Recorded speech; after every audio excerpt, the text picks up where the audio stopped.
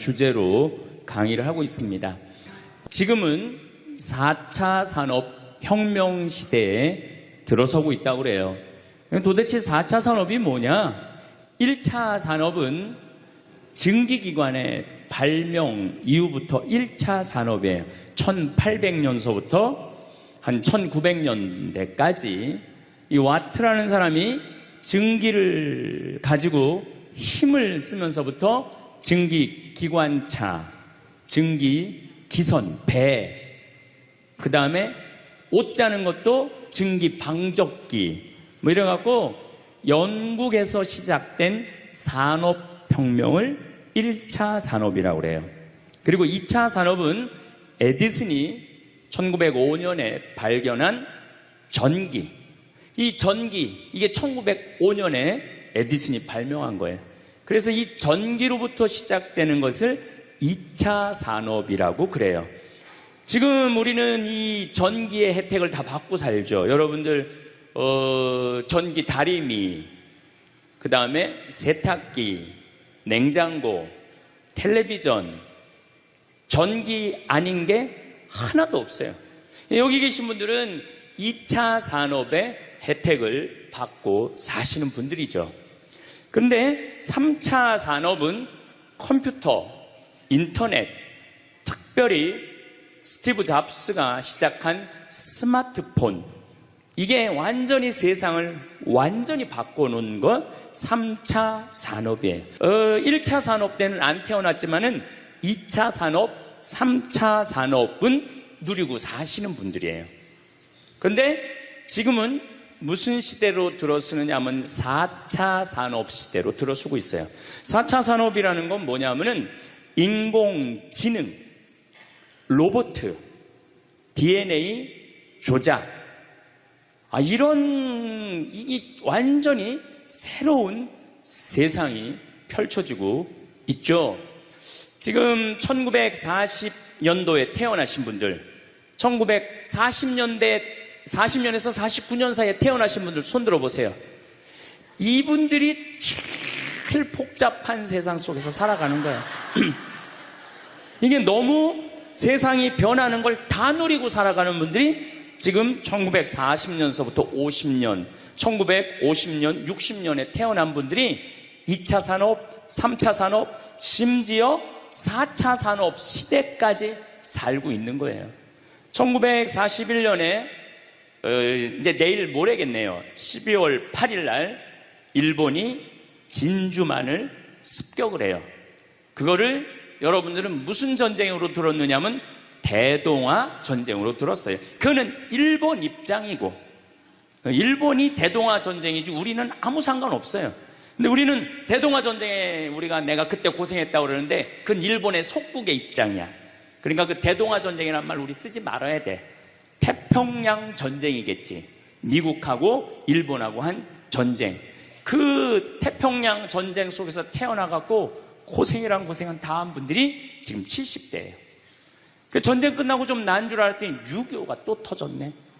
그래갖고 또 피난 가고 또 일사후퇴 겪으면서 고통 겪고, 전쟁 끝나고 난 다음에는 우리나라가 아프리카에 있는 웬만한 나라들보다 못 살았어요.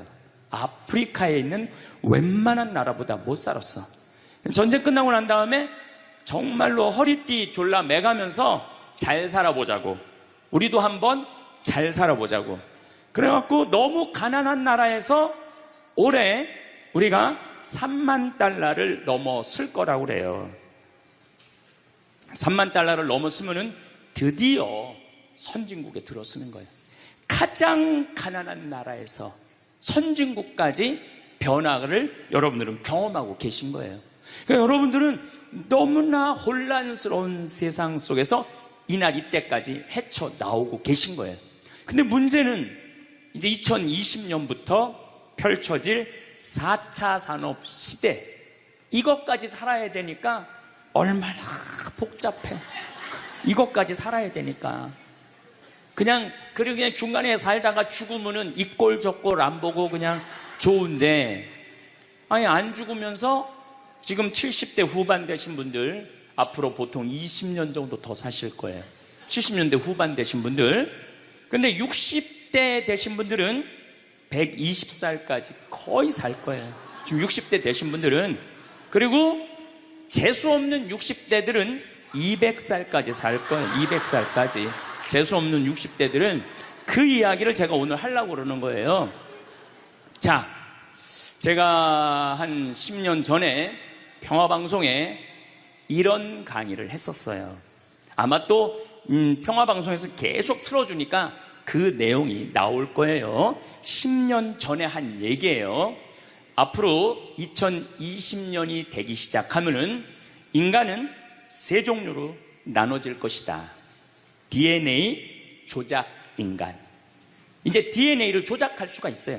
우리가 눈을 밝게 할 수도 있고, 귀를 잘 들리게 할 수도 있고, 근육이 완전히 이 아놀드 슈왈거네처럼 근육이 막 이렇게 튀어나오게 할 수도 있어요. 운동 안 해도 DNA 조작 인간. 옛날에는 DNA를 한번 내가 DNA가 어떤지 검사하려고 그러면은 2억 내지 3억이 들었어. 그런데 지금은 내 DNA를 검사하는데 얼마면 검사할 수 있냐면 5만 원이면 검사할 수 있어요. 5만 원이면. 세상이 엄청 변한 거예요. 그래서 이제는 지금 태어나는 아이들은 이제 아파서 병원 가는 일은 거의 없을 거예요. 미리 병원에서 전화를 해요. 너 요때쯤 심장마비가 올 DNA가 있다. 와서 고쳐라. 그럼 DNA 조작만 하면 심장마비가 넘어가는 거예요. 그러니까 안젤리나 졸리라는 미국의 영화 배우가 있어요. 2010년에 유방을 잘랐어요. 왜냐하면 DNA 검사를 해보니까 언니도 그렇고 엄마도 그렇고 유방암이 있는 거야. 본인도 유방암에 걸릴 확률이 있는 거야. 그러니까 미리 병을 예방을 하는 시대가 오는 거예요. 그게 DNA 조작 인간이에요. 근데 우리 교회는 그런 걸 절대 허락하지 않죠. 절대 허락하지 않는데 절대 현대인들은 할 거라는 거예요. 그 다음에 두 번째 인간은 어떤 인간이냐면 사이버 인간, 기계 인간이에요. 인공지능 로봇 인간. 그래갖고 이 인공지능 로봇 인간이 나오면은 안 그래도 1940년서부터 지금까지 복잡다단한 세상을 살아왔는데 이제 로봇하고 같이 살게 되는 세상이 이제 곧 되는 거죠. 그리고 이제 세 번째 인간은 오리지널 인간. 여러분들, 저나 여러분들. 근데 누가 제일 떨어지느냐? 오리지널 인간이 제일 떨어질 거예요.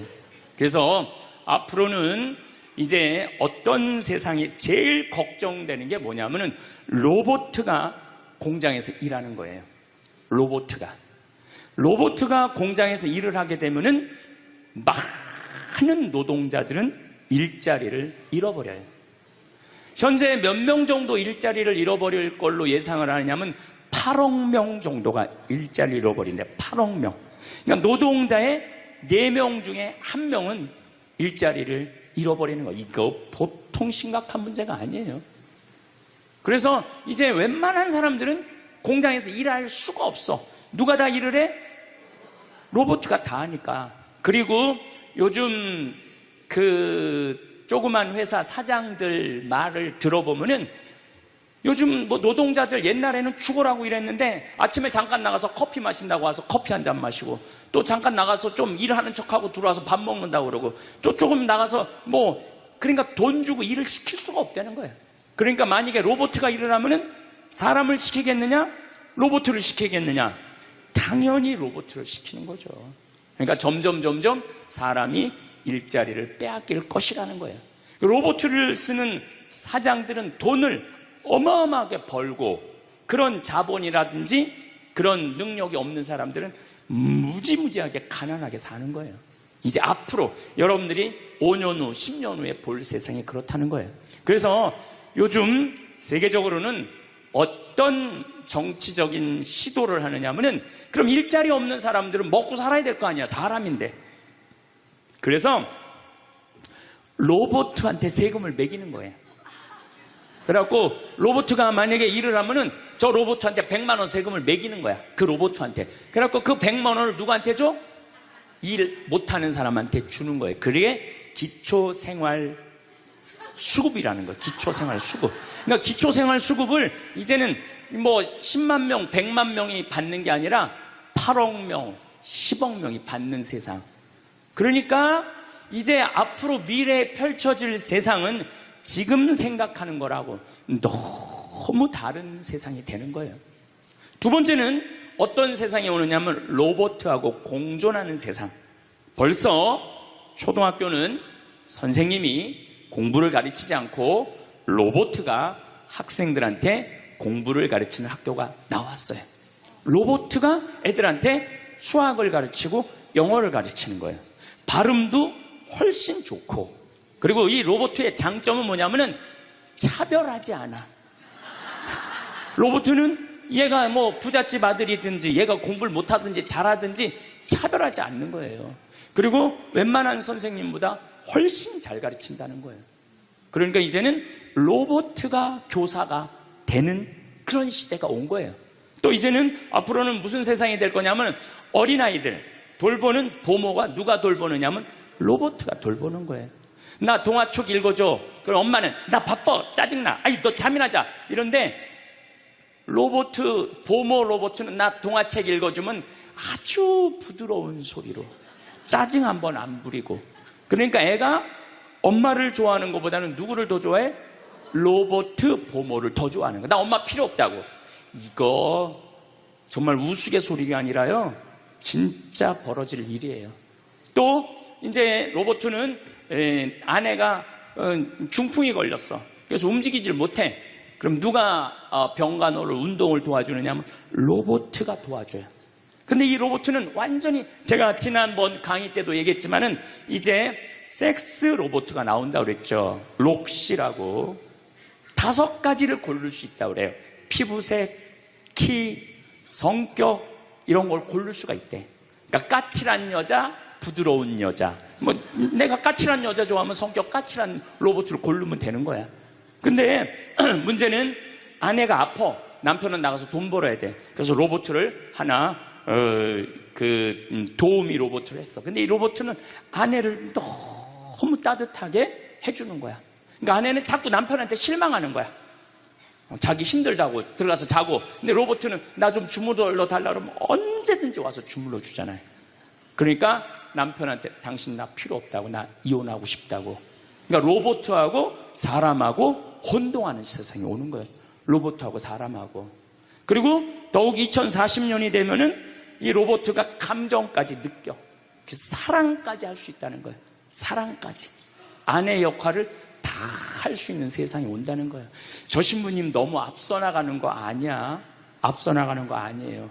지금 미래 과학자들은 다 그런 세상이 온다고. 근데 이게 먼 미래가 아니라 바로 코앞에 와 있다는 거예요. 바로 코앞에 와 있다는 거예요. 3D 프린터기로 콩팥 만들 수 있어요. 간 만들 수 있어요.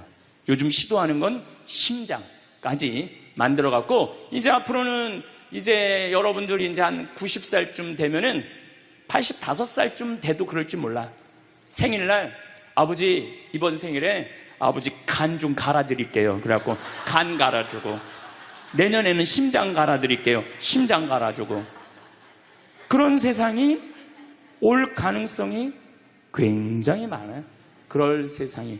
참 이게 오래 사는 게 2045년까지만 살면은 안 죽는다는 거예요. 2045년. 그러니까 내가 80살까지만 나도 살면 어떻게든지 버티면은 안 죽을 수 있다는 거. 80살까지만. 앞으로 펼쳐질 세상에 가장 걱정스러운 게 뭐냐면은 수명 연장이에요. 수명 연장. 여기 계신 분들 중에 아까도 말씀드렸지만은 100살, 120살, 정말로 재수 없으면은 200살까지 살 수 있는 분들이 많습니다. 실질적으로 많아요. 근데 여러분들 오래 사는 거 좋을까요? 내가 많은 분들이 오래 살기를 원해요. 안 죽는 걸 원해요. 근데 내가 만약에 앞으로 뭐 길게 안 보고 딱 120살까지 산다고 보면 내가 앞으로 67년 정도 더 살면은 120살 되거든요. 67년. 근데 내가 앞으로 67년 동안 사는 동안 불면증이 있어. 매일 밤마다 잠이 안 와. 67년 동안. 그 여러분들 좋을 것 같아요? 내가 정말로 마음 안에 미움이 너무너무 꽉 차 있어. 67년 동안 계속 미움 속에서 살아. 분노가 꽉 있어. 67년 동안 분노 속에서 항상 좌절감을 맛보고 있어. 우울하고 있어. 내가 우울해. 또 좋으래. 어떨 땐 좋을 땐 너무 좋고 싫을 땐 너무 싫고 그렇게 막 업 앤 다운, 업 앤 다운 그러면서 앞으로 50년, 60년 사는 거 좋아요? 그렇게 성숙함이 없이 살 거면 그냥 지금 죽는 게 나아. 지금 죽는 게 나아요. 내가 앞으로 60년 동안 살면서 매일매일 감동하고 매일매일 행복하고 매일매일 감사하고 매일매일 사랑한다면 앞으로 60년 사는 거 괜찮겠죠. 그런데 60년 내내 잠도 못 자고 미움 속에서 자식들 원망 속에서 외로움 속에서 배신 속에서 불행 속에서 오래 사는 거 좋아요? 적당한 나이에 죽는 거 내가 보기엔 그 축복이에요. 그래서 여러분들은 이제 나는 이 복잡한 세상 속에서 사는 것도 중요하지만 어떻게 죽을 거냐 이 시나리오를 잘 준비해야 돼요. 난 어떻게 죽을 거냐. 나는 생일날 애가 심장 갈아준다면 나 그거 필요 없다. 내 생일 선물로 그 심장 필요 없다. 그냥 나는 하느님이 주신 생명 그 수명 그대로 살다가 그냥 행복하게 떠날 거다. 그런 마음이 중요해요. 근데 우리가 성숙하지 못하면은 그냥 무조건 안 죽으려고만 용을 쓰는 거예요. 또 하늘나라에 대한 희망이 없는 사람들이 안 죽으려고 그러는 거예요. 아니 지금 있는 것보다 하늘나라 올라가면 훨씬 행복하면은 안 죽을 이유가 뭐 있어? 죽으면 되지. 그냥 사는 날까지 즐겁게 살다가 죽는 날 즐겁게 죽으면 되는 거예요. 이 훈련이 꼭 필요해요. 여러분들 이게 뭐 요즘 알고리즘 그러는데 그건 다 제쳐두고 내가 인생의 설계가 필요해. 나는 몇 살까지 살다가 더 이상 치료받지 않고 암이 걸리면은 안 갈고 그냥 안 갈고 간 안 갈고 신장 안 갈고 췌장 안 갈고 그냥 하느님 품으로 간다는 생각이 아주 중요하다는 거예요. 제가 보기에는 한 87세까지 살다가 죽는 게 제일 좋은 것 같아. 87세. 아주 딱 좋은 나이가 87세예요. 죽기 딱 좋은 나이가 87세 같아. 그거 넘었으면은 정말 안 보이고 안 들리고 불편해요. 그래서 87세까지 건강하게 살다가 행복하게 떠나는 그런 마음가짐이 제 생각에 참 중요한 것 같아요. 사실 지난 2017년 4월 10일 날 우리 아버지께서 세상을 떠나셨어요. 올해 떠나신 거죠. 우리 아버지는 평생 쌍시옷 소리를 한 번도 하신 적이 없어요. 예, 아버지 입에서 욕을 들어봤던 적이 없어요. 쌍시옷 소리를 한 번도 들어본 적이 없어요. 자식들, 내 자식을 키울 때 매질 한 번 하시지 않으셨어요. 그리고 우리 아버지는 참 남 욕을 하신 적이 없어요. 보통 뭐 누구 욕도 하고 정치인 욕도 하고 뭐 세상도 욕하는데 한 번도 욕하신 적이 없어요.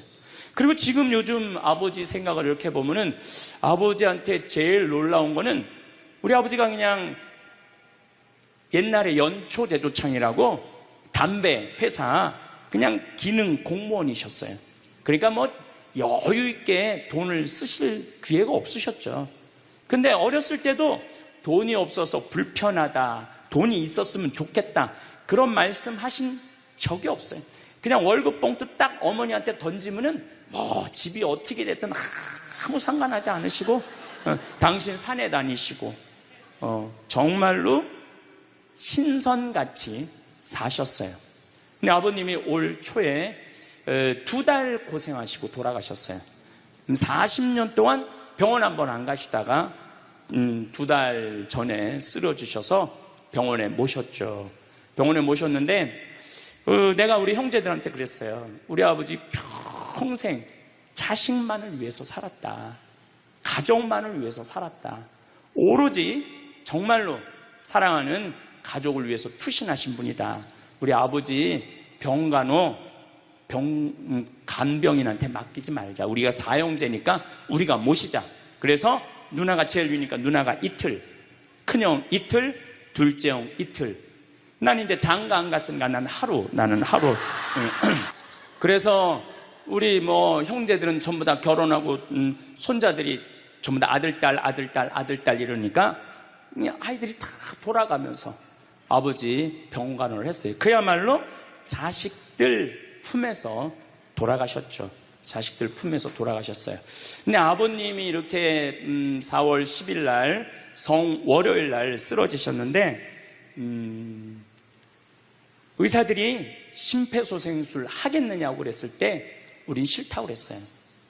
왜 마지막으로 돌아가시는 아버지 갈비뼈를 다 부러뜨려? 그 정도 쓰러졌으면은 87세에 그 정도 병이시면은 이제 돌아가실 때예요. 근데 많은 경우 돌아가실 때 심폐소생술 하게 돼 있어요. 근데 우리는 원하지 않았어요. 네 자식 다. 그리고 아버님이 이 골수염이라는 이 병을 앓으셨는데 좀 많이 아프신 병이에요. 마지막에. 그래서 내가 아버지 원도 한도 없이 마약 놔드렸어요. 모르핀. 왜 죽기 전에 아프면서 죽어야 돼? 마약. 그래서 조금만 아픈 기미만 보이면은 간호사한테 가갖고 마약 놔달라고, 모르핀 놔달라고. 여러분들 죽기 전에 하느님이 인간한테 준 최고의 선물이 뭔지 아세요? 마약이에요. 마약. 그래서 호스피스 병동에서 아플 때 진통제 놔드리는 거, 마지막 효도는 마약 많이 놔드리는 거예요. 그래서 우리 아버지 돌아가시기 전에 원도 한도 없이 마약하고 가셨어요. 원도 한도 없이.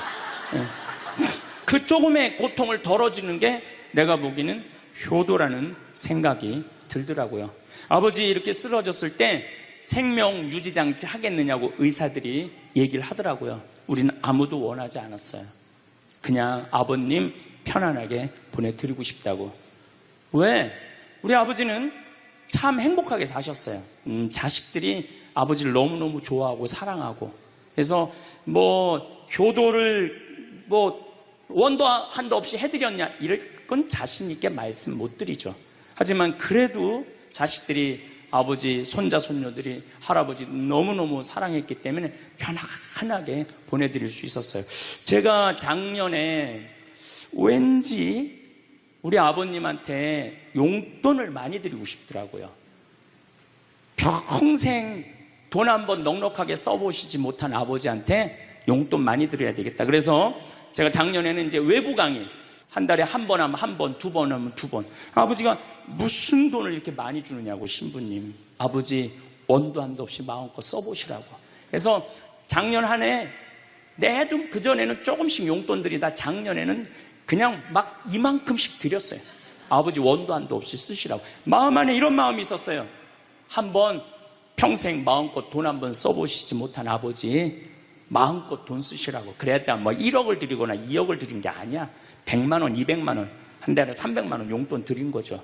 그러니까 아버님이 노인정에 그 노인 어르신들 밥 다 사고, 또 우리 자녀들이 그 23명인데 아버지한테 식사하러 가면은 아버지가 밥값을 다 냈대.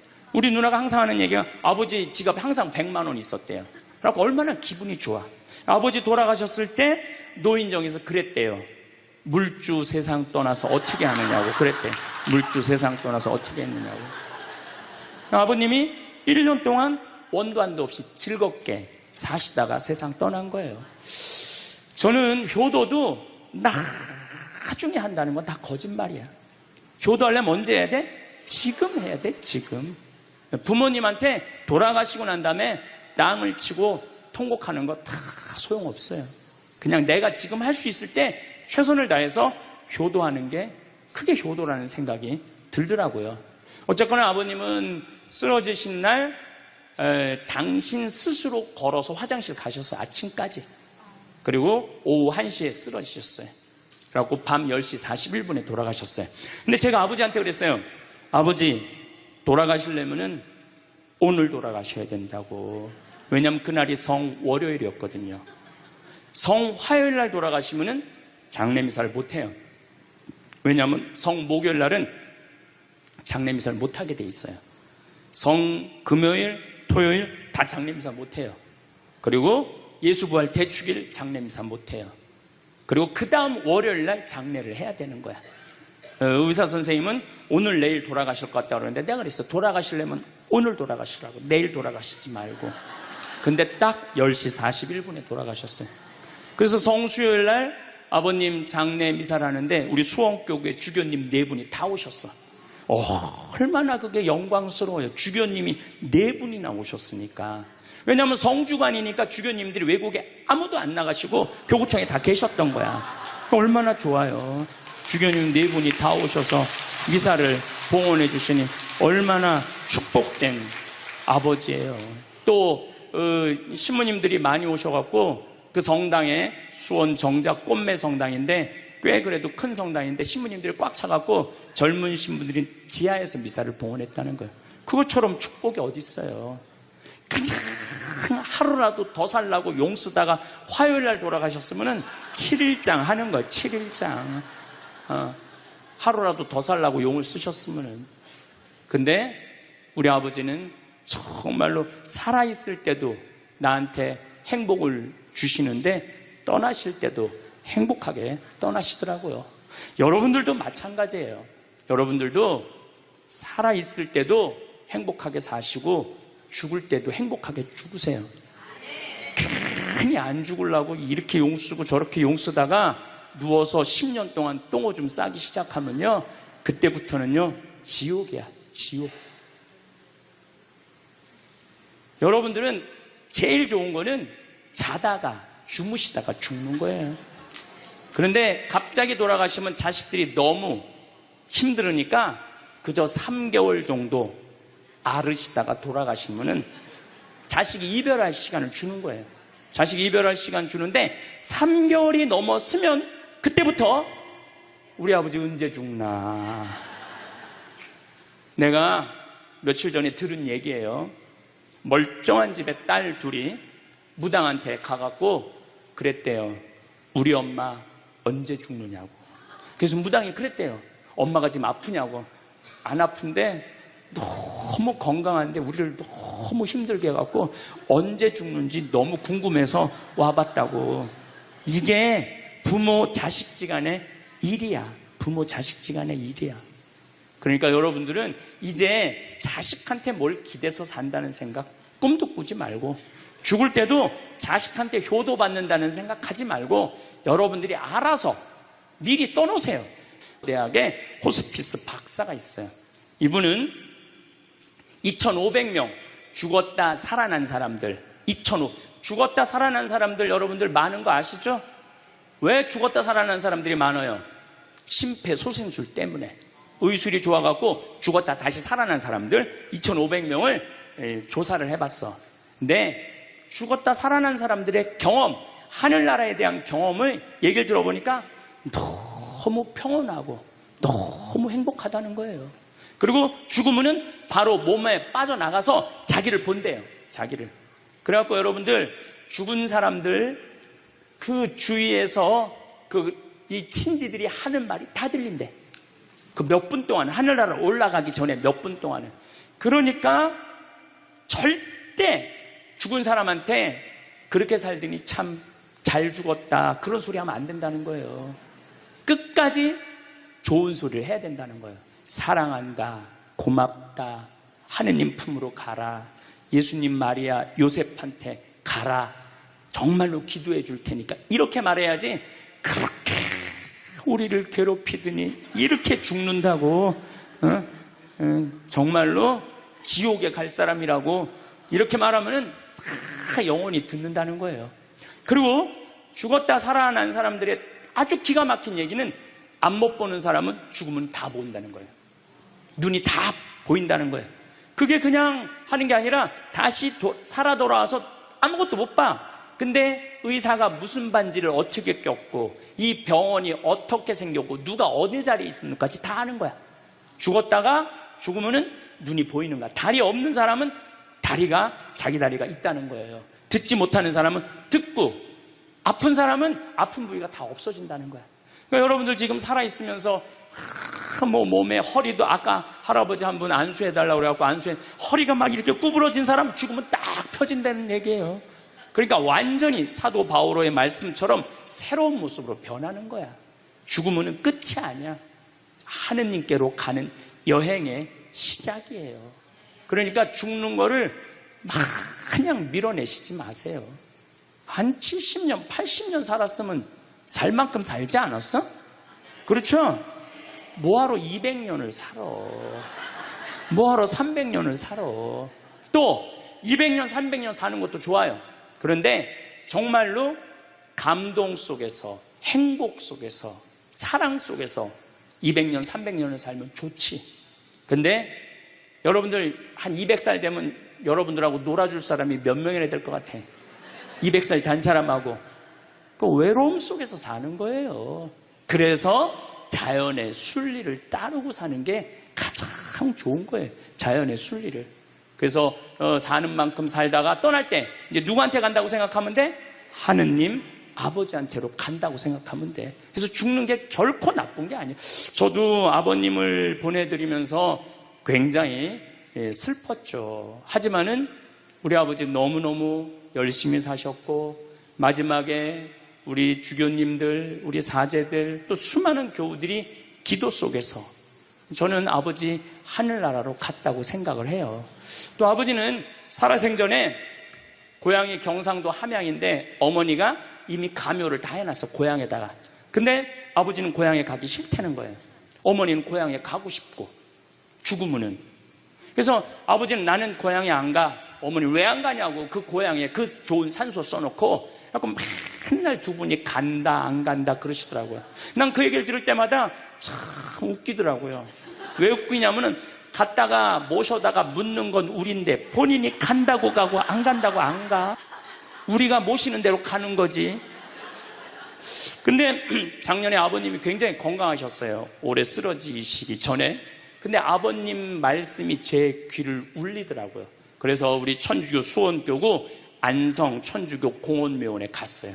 가서 우리 후배 신부님한테 제일 좋은 자리를 좀 봐줘라. 딱 갔는데 정말로 산소 자리가 좋더라고요. 그냥 양지 바른데 앞에 우리 아버지가 참 파란 걸 좋아하셨는데 그 아버님 내가 산소 자리 본데 앞에 파란 골프장이 쫙 보여. 얼마나 좋은지. 그래갖고 아무도 몰래, 우리 가족 아무도 몰래 내가 예약을 해놨어요.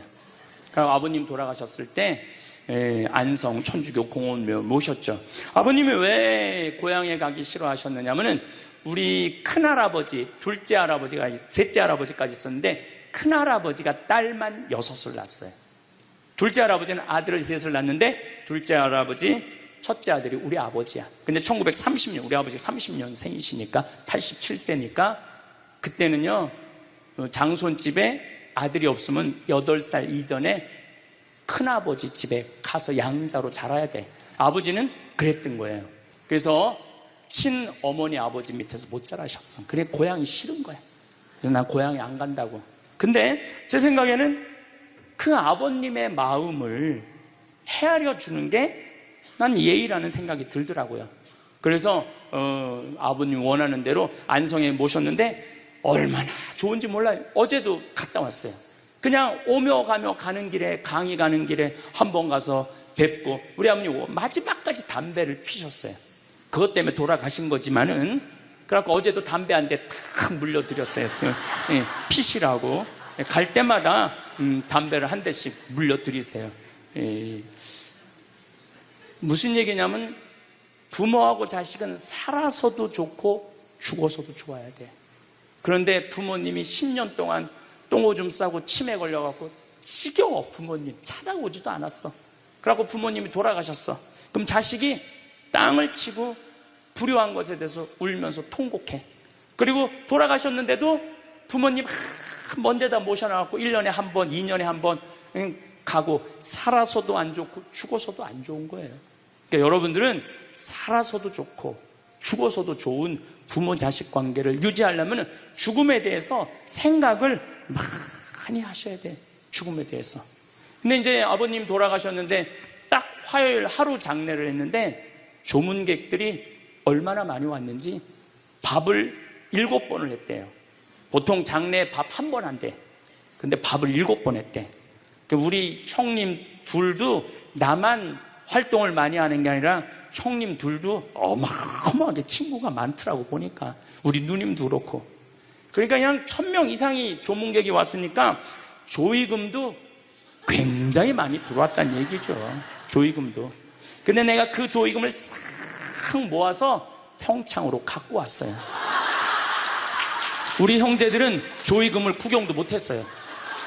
제가 왜 그걸 싹 모아서 갖고 왔느냐 하면은 내가 본당 신부 때 장례 식장에 교우들 초상남은 가면은 상주가 안 나와. 그 왜 안 나오냐 그랬더니 저기 지금 방에 들어가고 조의금 갖고 싸운다는 거야. 네가 더 가질 거냐 내가 더 가질 거냐. 여러분들 저는 우리 지금 대한민국이 이 변화, 제가 변화의 도전이라는 주제로 강의를 하지만 이 변화되는 세상에 생각을 바꿔야 돼요. 이제 지금 기업의 0.3%가 우리나라 총이익의 50%를 갖고 있대요. 그러면 그 0.3% 되는 대기업가들이 다 가난한 사람을 위해서, 나라를 위해서 세금을 내놔야 돼요. 이 시대는 이제 로봇가 자리 다 뺏어가고 사이버 인간이 다 뺏어가고 우리는 어떻게 살아, 인간은. 그래서 이 정치가 중요한 거예요. 21세기는.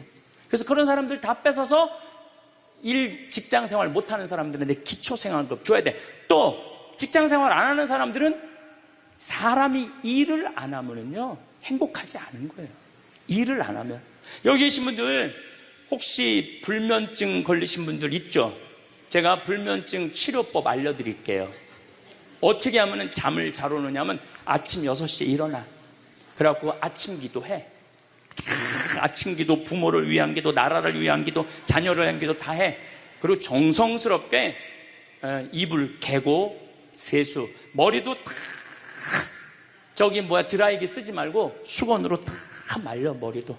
그리고 밥 정성스럽고 해 먹고 목욕탕도 가갖고 묵직이도 5단 있는 힘 땀 다 빼고 그리고 발차기도 하고 목욕탕 안에서 제일 좋은 거라는 거예요.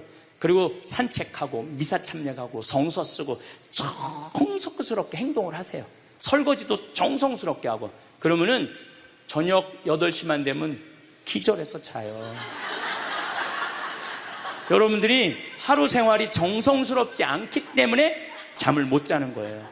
기절해서 자요.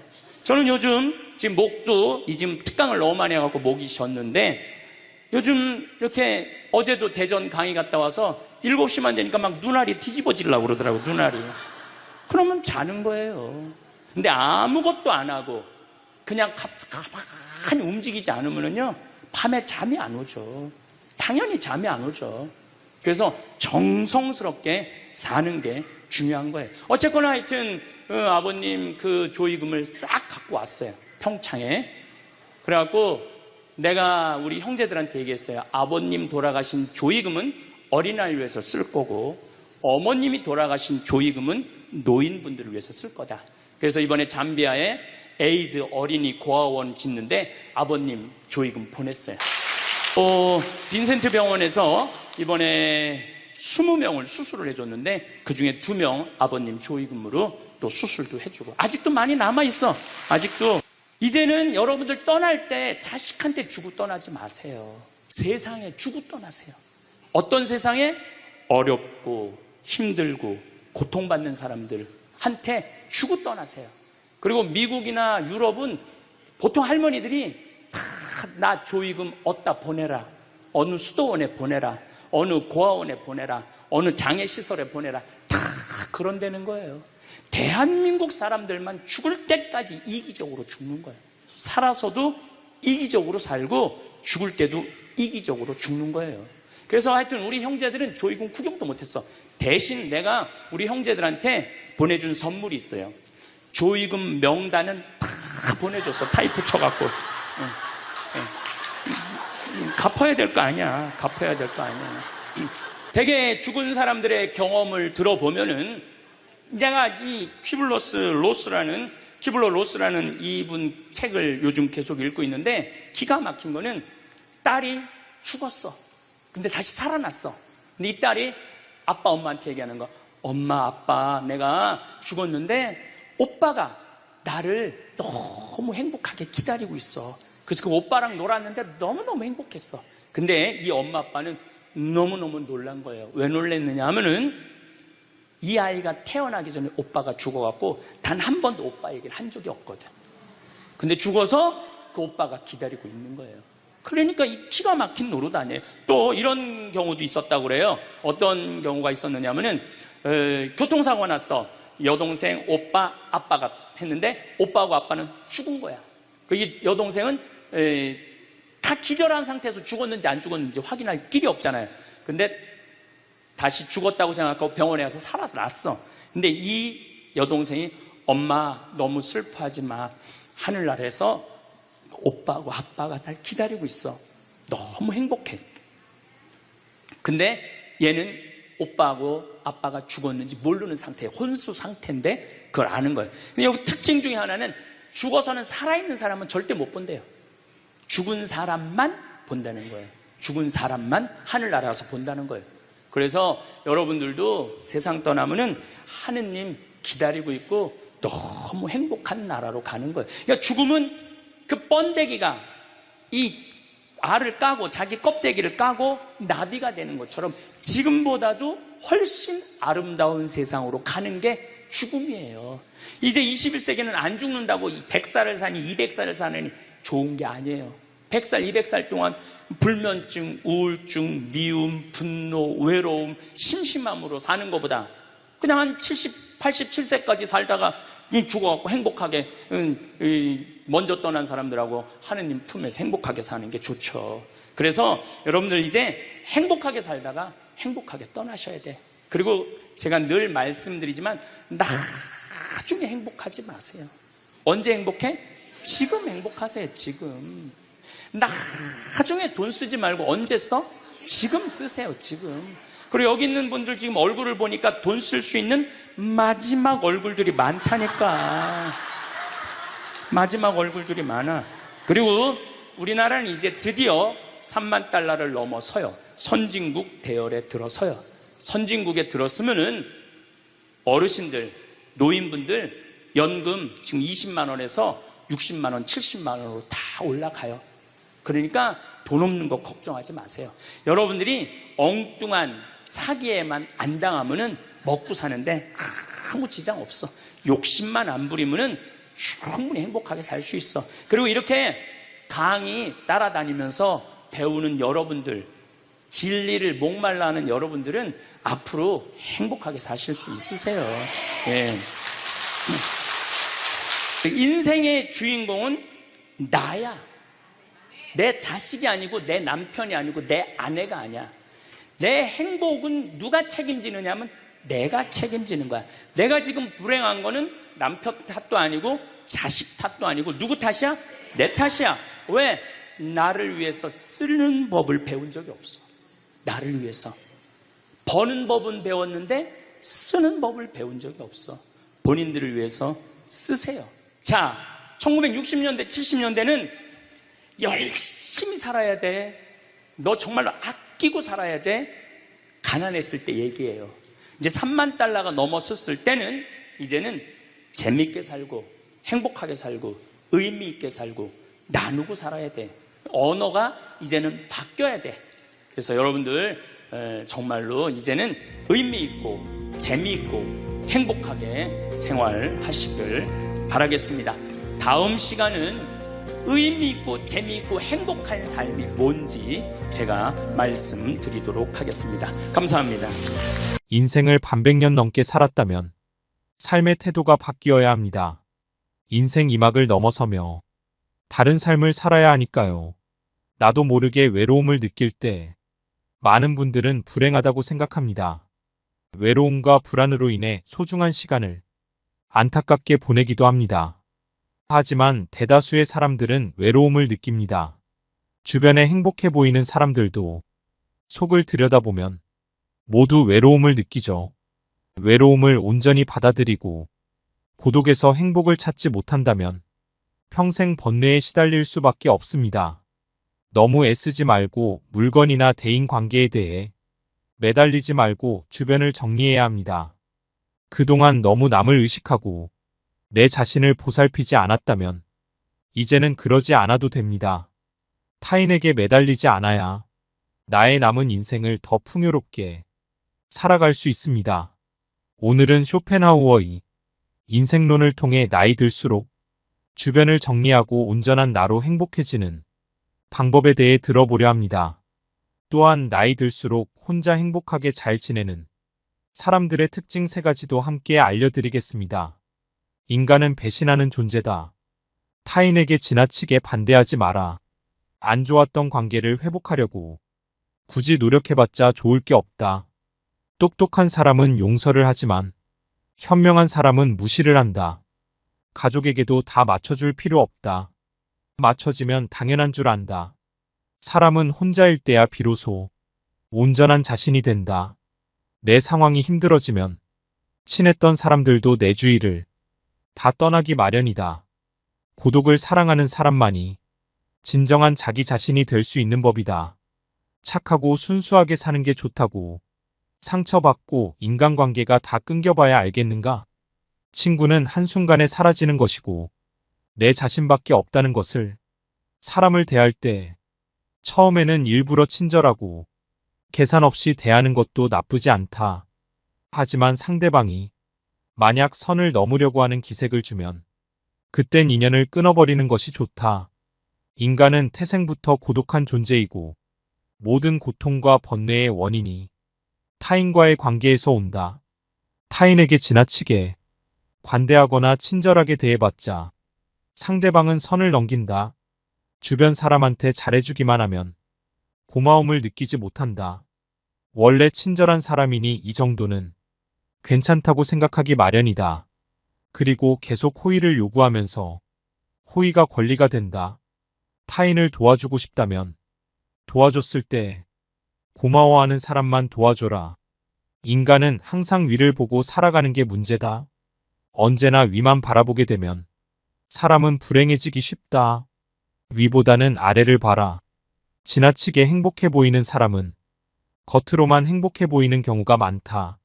실제로는 불행을 숨기고 사는 사람이 더 많으니 의심해 봐야 한다. 이해관계가 달라지면 사람은 배신하고 가면을 쓰는 법이다. 그러면 어떻게 인간관계를 맺어야 할까? 친절함이 친절함으로 돌아오는 사랑과 연을 이어나가라.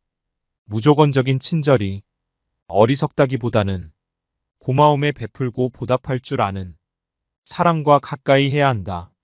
말도 가급적 아껴라. 세상은 넓은데 반의 사람은 무섭다. 드러내지 말고 벙어리가 되는 편이 좋다. 싸울 때는 중립을 지키는 게 좋다. 나이 들어 돌이켜보면 착한 사람으로 인정받기 위해 노력하며 사는 게 큰 가치가 없다. 인간은 본래 이기적이고 남는 건 친구나 지인이 아니라 가족뿐이다. 인간은 자기에게 이득이 되지 않으면 언제든 배신하는 존재다.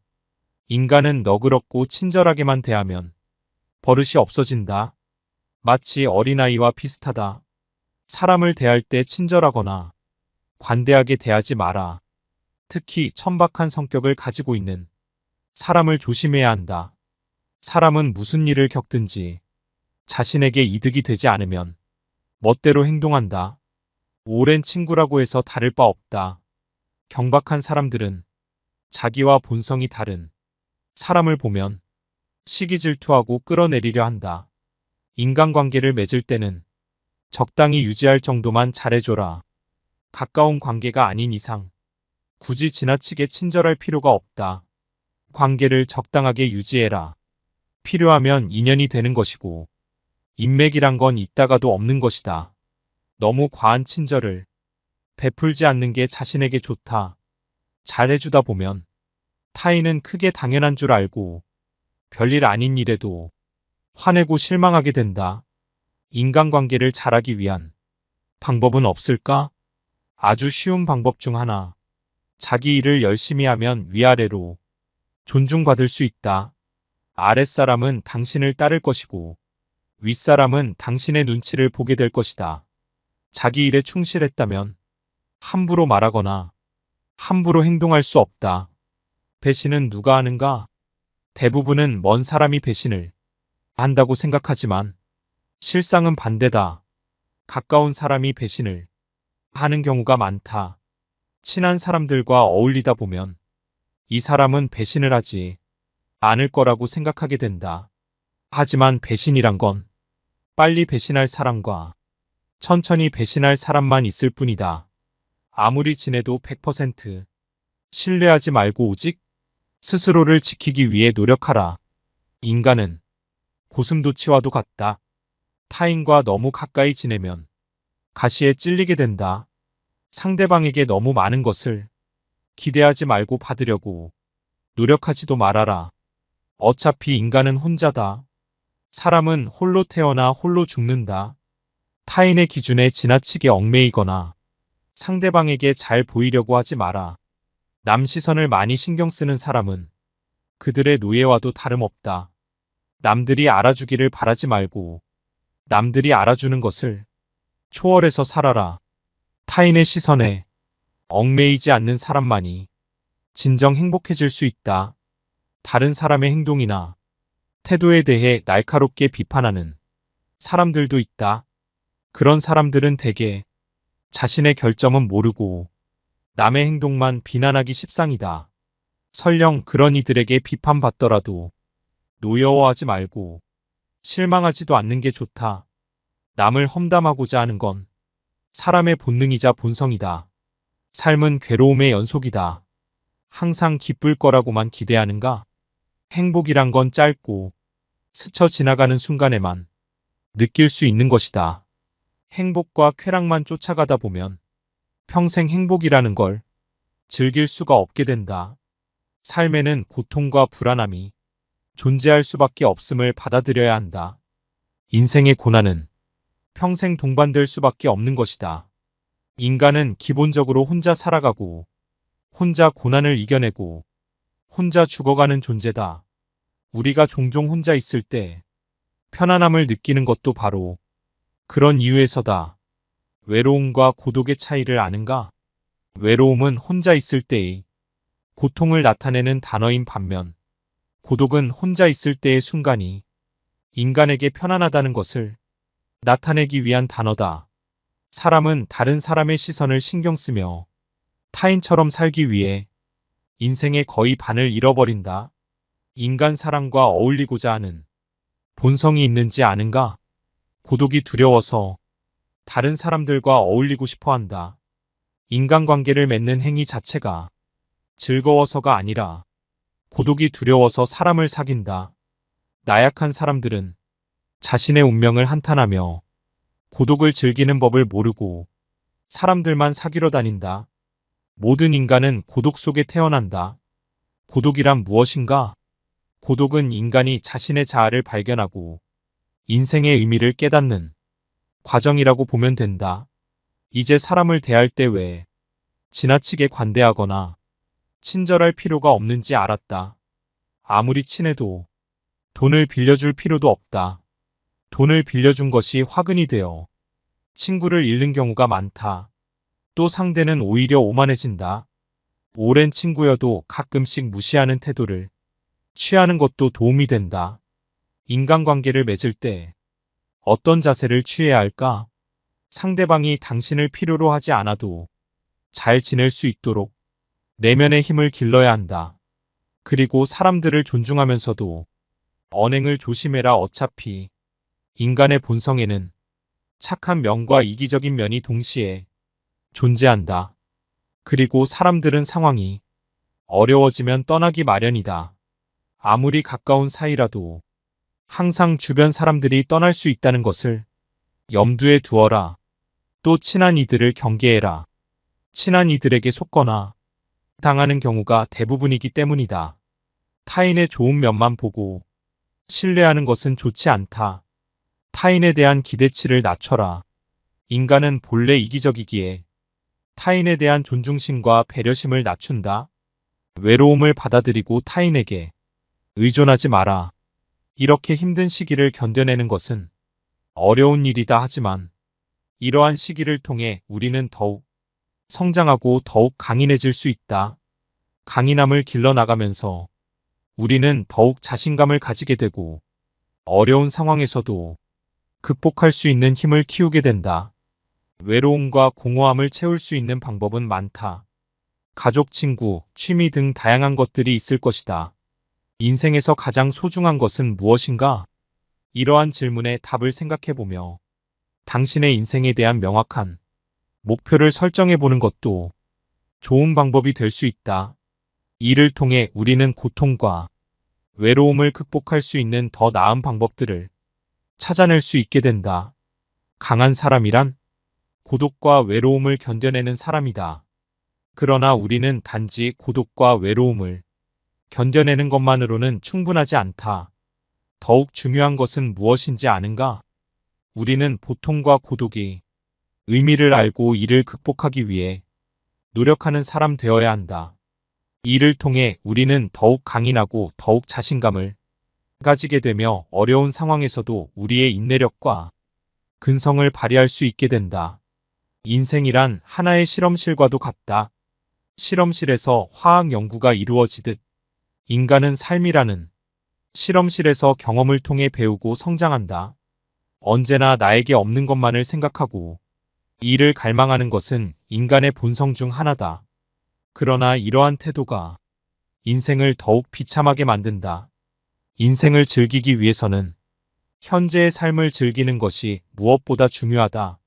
미래에 대한 불확실성은 인간이 직면하는 가장 어려운 문제 중 하나이다. 인간이 가장 무서워하고 두려워하는 것이 한치 앞을 볼 수 없는 불확실성이기 때문이다. 고독과 외로움이라는 문제를 극복하기 위해서는 끊임없이 노력해라. 인간은 불행한 존재가 아니라 도전하는 존재다. 그리고 이러한 도전이 인간의 삶을 더욱 풍요롭게 만든다. 끊임없이 발전하고 도전하는 삶을 살아가야 한다. 절규한 친구와는 화해하지 않는 것이 좋다는 로마의 격언이 있다.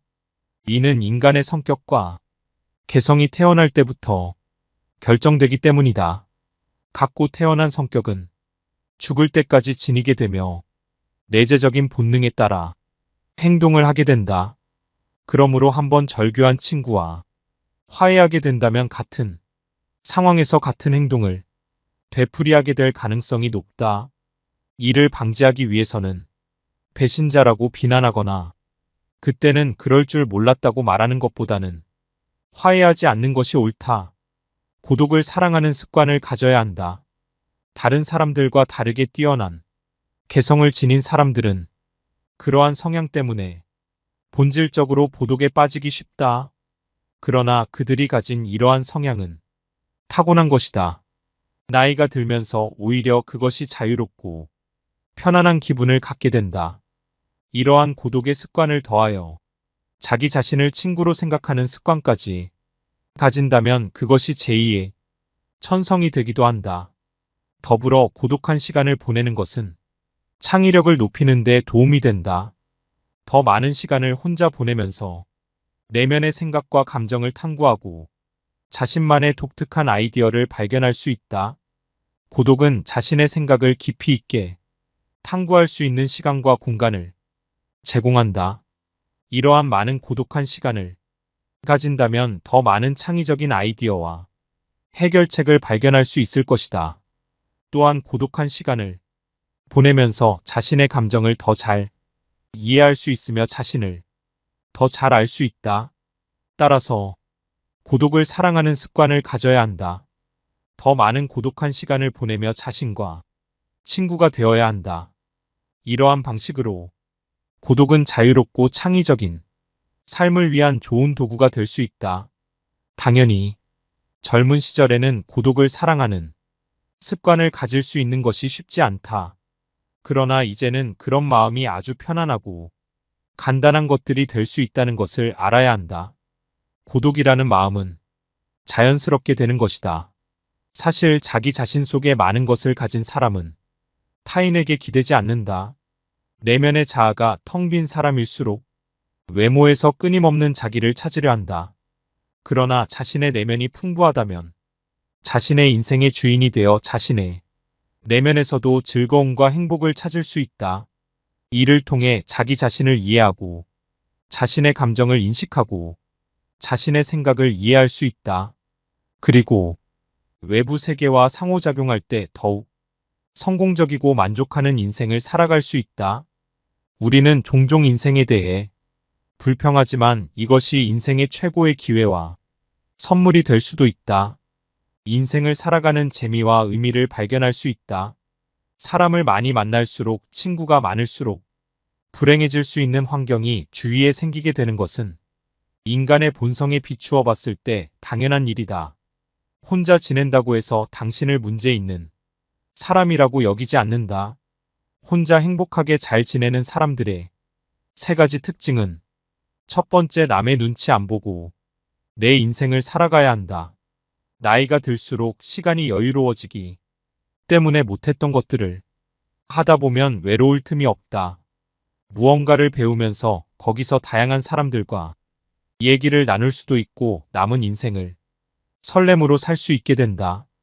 두 번째, 혼자만의 시간을 즐길 줄 알며 고독을 즐기는 사람들이 인생을 행복하게 살 수 있다. 이러다 보면 자존감도 높아지고 끌려다니는 인생이 아닌 주체적인 인생을 살아나갈 수 있다. 세 번째, 혼자인 것에 감사해야 한다. 우린 혼자여서 외로운 것이 아니라 홀로 서지 못해서 외로운 것이다.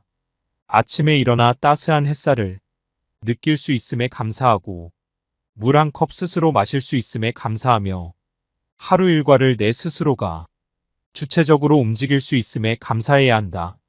오늘은 쇼펜하우어의 명언과 걸맞는 혼자 잘 행복하게 잘 지내는 사람들의 세 가지 특징에 대해 알아봤어요. 세상의 유일한 내 편인 내가 나를 사랑해주고 아껴주세요. 영상 끝까지 함께 하신 모든 분들 건강과 행복이 늘 함께 하시길 기원합니다. 감사합니다. 제일 중요한 건 뭐냐면 행복해야 돼. 여러분들 어떻게 좀 행복하세요? 지금 많이 행복하세요? 네, 맞아요. 근데 내가 미국에서 한번 먹고 살아보겠다고 이리 뛰고 저리 뛰고 삶의 굽이굽이 고생한 거 가장 잘하는 사람이 누굴까요? 나예요. 사실은 내가 고생한 거 속속들이 알 수 있는 사람은 이 세상에 한 명도 없어요. 누구밖에 없느냐면 나밖에 몰라요. 그럼 그런 나한테 가장 잘해줄 수 있는 사람은 누굴까요? 역시 나밖에 없어요. 근데 우리는 내가 고생한 거 모르는 남편이 잘해주겠지, 내가 고생한 거 본 적도 없이 태어나기 전부터 고생했을 거 아니야. 애들은 본 적도 없어. 엄마가 고생을 했는지 안 했는지. 그 애가 잘해주겠지라고 기대하고 있다면 여러분들은 죽기 전까지 호강이라는 건 못 해봐요. 그냥 내가 해주면 돼. 내가 할머니들 나한테 신부님 내 말 좀 들어봐 그러면 2박 3일 얘기해요. 자기 고생한 거 끝도 없어. 그래갖고 내가 이제 그 얘기를 듣고 할아버지한테 한마디 해요. 할아버지, 할머니 이렇게 고생했다는데 할머니한테 잘해주고 계세요? 자, 고생한 거 잘 아세요? 그러면 할아버지가 이렇게 말합니다. 우리 마누라 고생 참 많이 했지. 그걸로 끝이야. 더 이상 몰라. 뭘 고생했는지 몰라. 하여튼 고생 많이 한 건 알아. 근데 어떻게 고생했는지는 모른다는 얘기예요. 그러니까 이제 뭐 어머니날, 여기 미국은 아버지날 어머니날 따로 있잖아요. 어머니날 뭐 와서 애들이 뭐 맛있는 것도 고기도 사주고 냉면도 사줄 줄 알았더니 한 명도 안 와. 전화도 안 해. 미국 애들은 더 그렇잖아요. 그러니까 그냥 참 내가 이 미국까지 와서 내가 보기엔 한국에서 성공하는 것보다 미국에서 성공하는 게 10배 힘들어요. 말이 통해 뭐가 돼? 인종도 다른데 여기서 성공한다면 대단한 사람들이야. 근데 내 자식이 몰라주고 전화 한 통 안 하고 와서 밥도 안 사주고 그냥 나가서 뭘 먹고 싶은데 냉면을 먹으면서 울면서 이렇게 먹어요. 지질이 복도 없는 년. 내가 이 고생까지 했는데 냉면 사주는 인간 하나도 없고 울면서 냉면에 냉면 국물에 눈물 떨어뜨려가면서 먹는 분들 많아요. 그런데 생각을 뒤집어 보면은 내가 그렇게 고생했으니까 나 호강할 자격 있어. 그러면 호강할 자격 있으면 내가 너한테 오늘 한턱 쏠게. 마리아, 내가 너한테 한턱 쏠게. 가갖고 냉면 맛있게 한턱 쏘고 먹는 냉면이랑 지질이 복도 없는 년이 먹는 냉면이랑은 냉면 맛이 다르다니까요. 근데 우리는 내가 나한테 한턱 쏘는 법을 배운 적이 없어. 늘 남이 나한테 잘해줘야 돼. 여기서 남이라는 건 남편, 아내, 자식, 손자들이 내가 이렇게 고생해서 키워놨으면 나한테 계속 고맙다고 그래야 돼. 그런 일은 없어요. 점점 그런 일은 없어요. 그럴 수도 없고.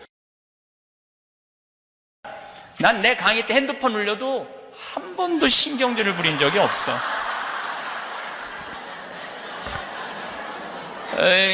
내가 왜 신경질을 안 부리느냐면 내가 30대 때 내가 강의 때 핸드폰 울리면 딱 멈추고 뭐라고 그랬어요.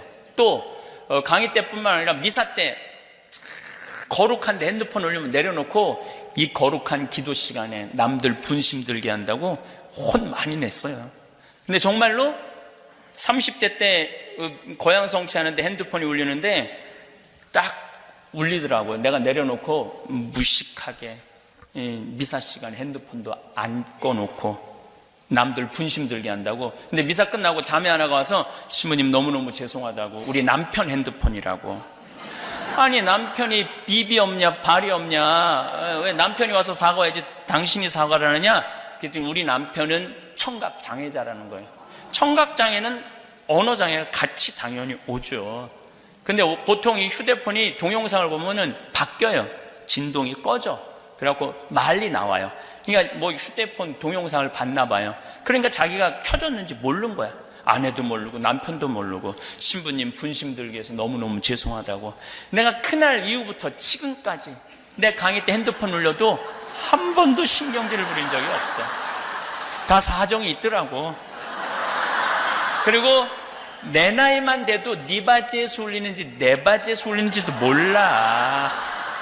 지금 핸드폰 울리는 할머니들 자기 핸드폰에서 울리는지도 몰라. 근데 내가 승질 부려봐야 나만 그냥 머리 뜨거운 거예요.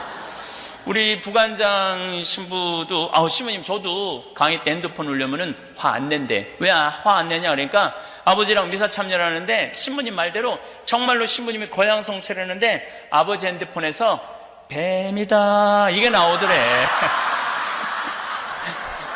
아니 내 아버지 핸드폰에서도 뱀이다 이게 나오는데 내가 누구를 뭐라고 그러느냐고. 그래서 혹시 까먹을 수도 있고 그러니까 어쨌거나 여러분들도 집에서 보면 자식들한테 너 이번에 대학 떨어지면 너하고 나하고 접시에 코 박고 죽자. 내가 여기 왜 왔는데, 내가 이 고생을 왜 하는데, 그래갖고 애가 시험을 못 본다고 떨어졌다고 접시에 코 박고 죽자고 그래. 그러니까 우리 한국 사람들은 enjoy your life를 못하는 거야. 그냥 즐기면 되는데 죽기 아니면 까무러치기야. 너무너무 스트레스를 받고 사는 거예요.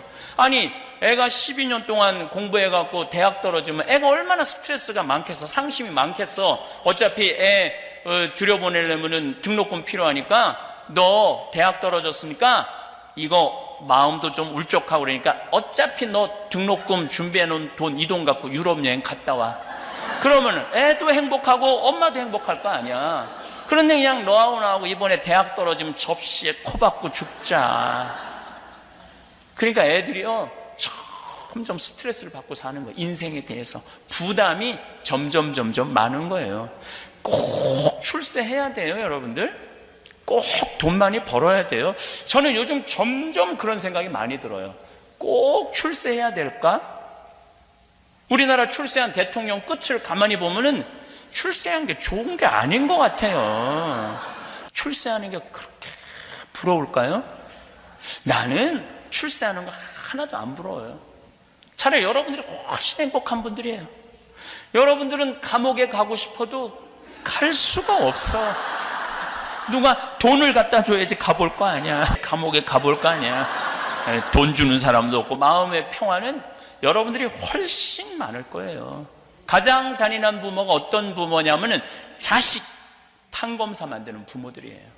가장 잔인한 부모들은 판검사 되려면은요, 해가 뜨는지 달이 뜨는지 모르고 살아야 돼요. 중고등학교 시절 이 학원 저 학원 밤 11시 12시 새벽 1시 2시 사법고시 하려고 그러면은 정말로 상상을 초월할 만큼 공부 많이 해야 돼요. 그래갖고 사법연수원에 1000명 뽑아요. 보통 1년에 1000명 뽑으면 그 중에 판검사는 200명밖에 안 돼요. 조금 할 때는 150명, 나머지 700명, 800명은 다 변호사예요. 또 지금 변호사들도 반 이상이 월급 300만 원 이상도 못 번대요. 지금 죽어라고 돈 벌고 죽어라고 공부해봐야 그렇게 좋은 게 아니야. 그럼 정말로 판검사 딱 임용되면은 창창한 미래가 보장이 돼 있느냐? 아닙니다. 만나는 사람이 누구냐 하면은 살인범, 강간범, 도둑놈, 사기꾼, 맨 이런 사람만 만나는 거예요. 그래갖고 이제 일 끝나고도 이 사람 생각하는 게 뭐냐? 저놈이 과연 죽였을까? 안 죽였을까? 저놈이 사기를 쳤을까? 안 쳤을까? 매일 그거 생각하고 사는 거예요. 그리고 오늘도 젊은 검사 하나가 양심 고백했잖아요. 부장검사가 누구 아들 무혐의 처리하라고. 분명히 죄가 있는데 무슨 얘기냐면 끊임없이 윗사람 눈치를 보고 끊임없이 정치선을 타고 사는 거야. 그렇게 똑똑한 애들인데 눈치 보고 살면서 매일 저놈이 죽였을까 안 죽였을까 평생을 그러고 사는 사람들이에요. 그렇게 부러워요? 나는 여러분들 부러워할 거 하나 없다고 생각해.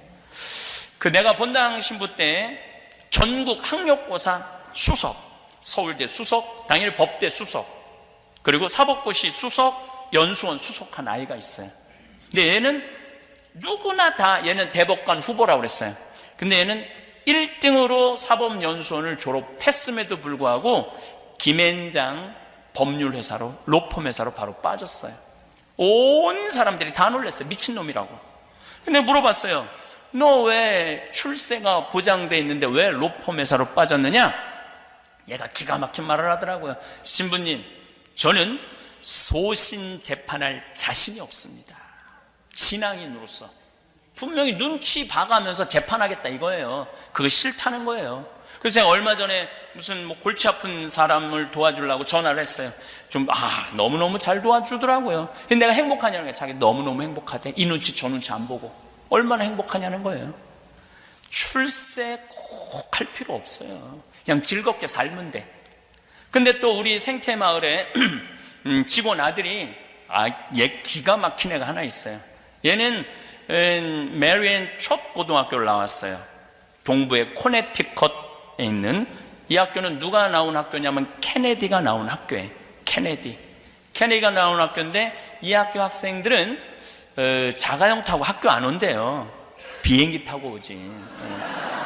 전부 미국의 최고의 귀족 아이들, 또 중동의 귀족 아이들이 와서 공부를 한대요. 학교가 140년 됐는데 인터넷에 내가 학교를 보니까 이거는 학교가 아니라 궁이야, 궁.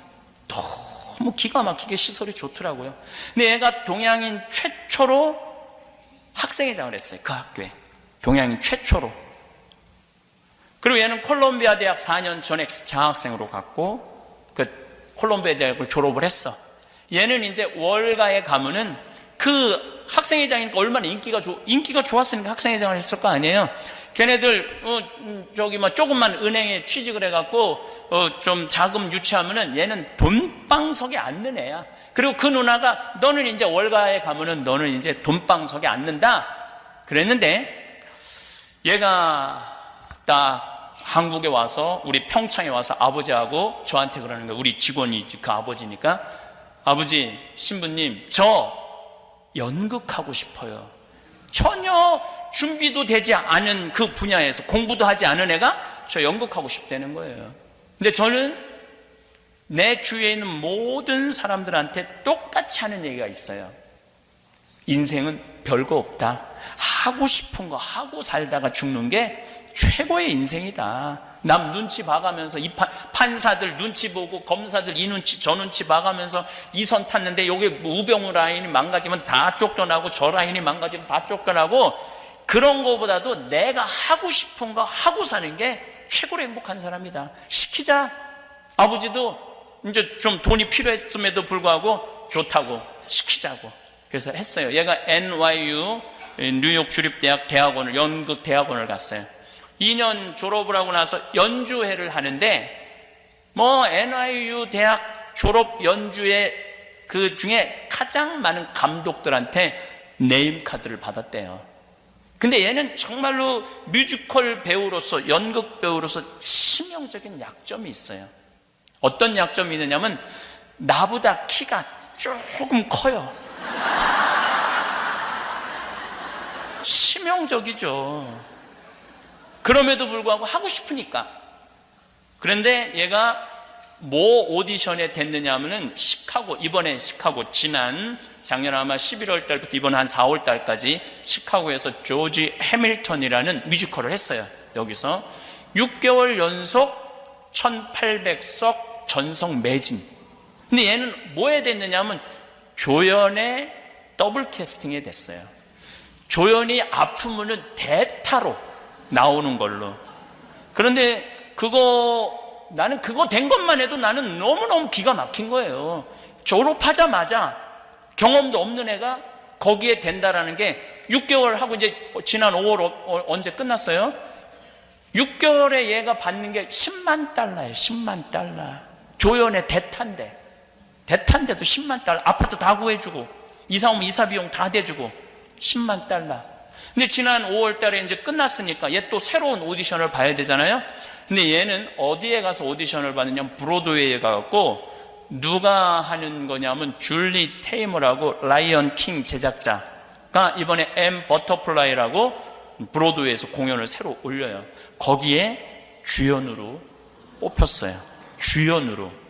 기가 막히지 않아요? 한국인 최초로 10월 27일 날 아마 첫 공연을 한다고 그래. 근데 너무너무 재미난 거는 시카고에서 이 해밀턴 마지막 연극 때 이쪽 제작자가 얘가 줄리 테이머한테 선택을 받은 거 아니에요. 그랬더니 네가 나한테 오면 언제든지 주연을 시켜주겠다. 그리고 조지 해밀턴 마지막 공연에, 시카고에서 한 마지막 공연에 3시 공연, 7시 공연을 얘를 주연을 줬어. 주연을. 그래갖고 얘가 주연을 했어요. 그리고 커튼콜을 나한테 보내는데 정말로 기립박수를 받는데 마지막에 그 하이파이를 동료들하고 하는데 키가 조그마니까 다 점프해서 하이파이를 하더라고요. 점프를 해서. 그럼에도 불구하고 기립박수를 받고 그런다는 건 얘가 너무 에너지가 많은 애예요. 에너지가 많아. 얘를 월가에 데려다 놨으면은 얘하고 술 먹고 비유 맞추고 쟤하고 술 먹고 비유 맞추고 그럴 거 아니에요. 걔는 행복하지 않았을 거예요. 근데 자기는 너무너무 행복하대. 근데 더 기가 막힌 건 얘가 나한테 편지를 했어요. 이제 그 오디션이 되고 난 다음에 신부님 너무너무 감사하다고. 왜 감사하냐면은 내가 평상시에 얘 오면은 2,000달러, 3,000달러 막 줬어요. 내가 또 사람한테 투자하는 기본이 있거든. 막 줬어. 또 뉴욕에 가면은 나오라 그래갖고 밥 사주면서 또 1,000달러 강사료 받은 거 뭐 한국까지 갖고 가요. 그냥 다 줬어. 근데 얘가 신부님, 저는 신부님을 기억합니다. 우리 집이 너무너무 힘들 때 신부님이 배려해주고 유머로 안아주고. 난 내 강의 때 핸드폰 울려도 한 번도 신경질을 부린 적이 없어.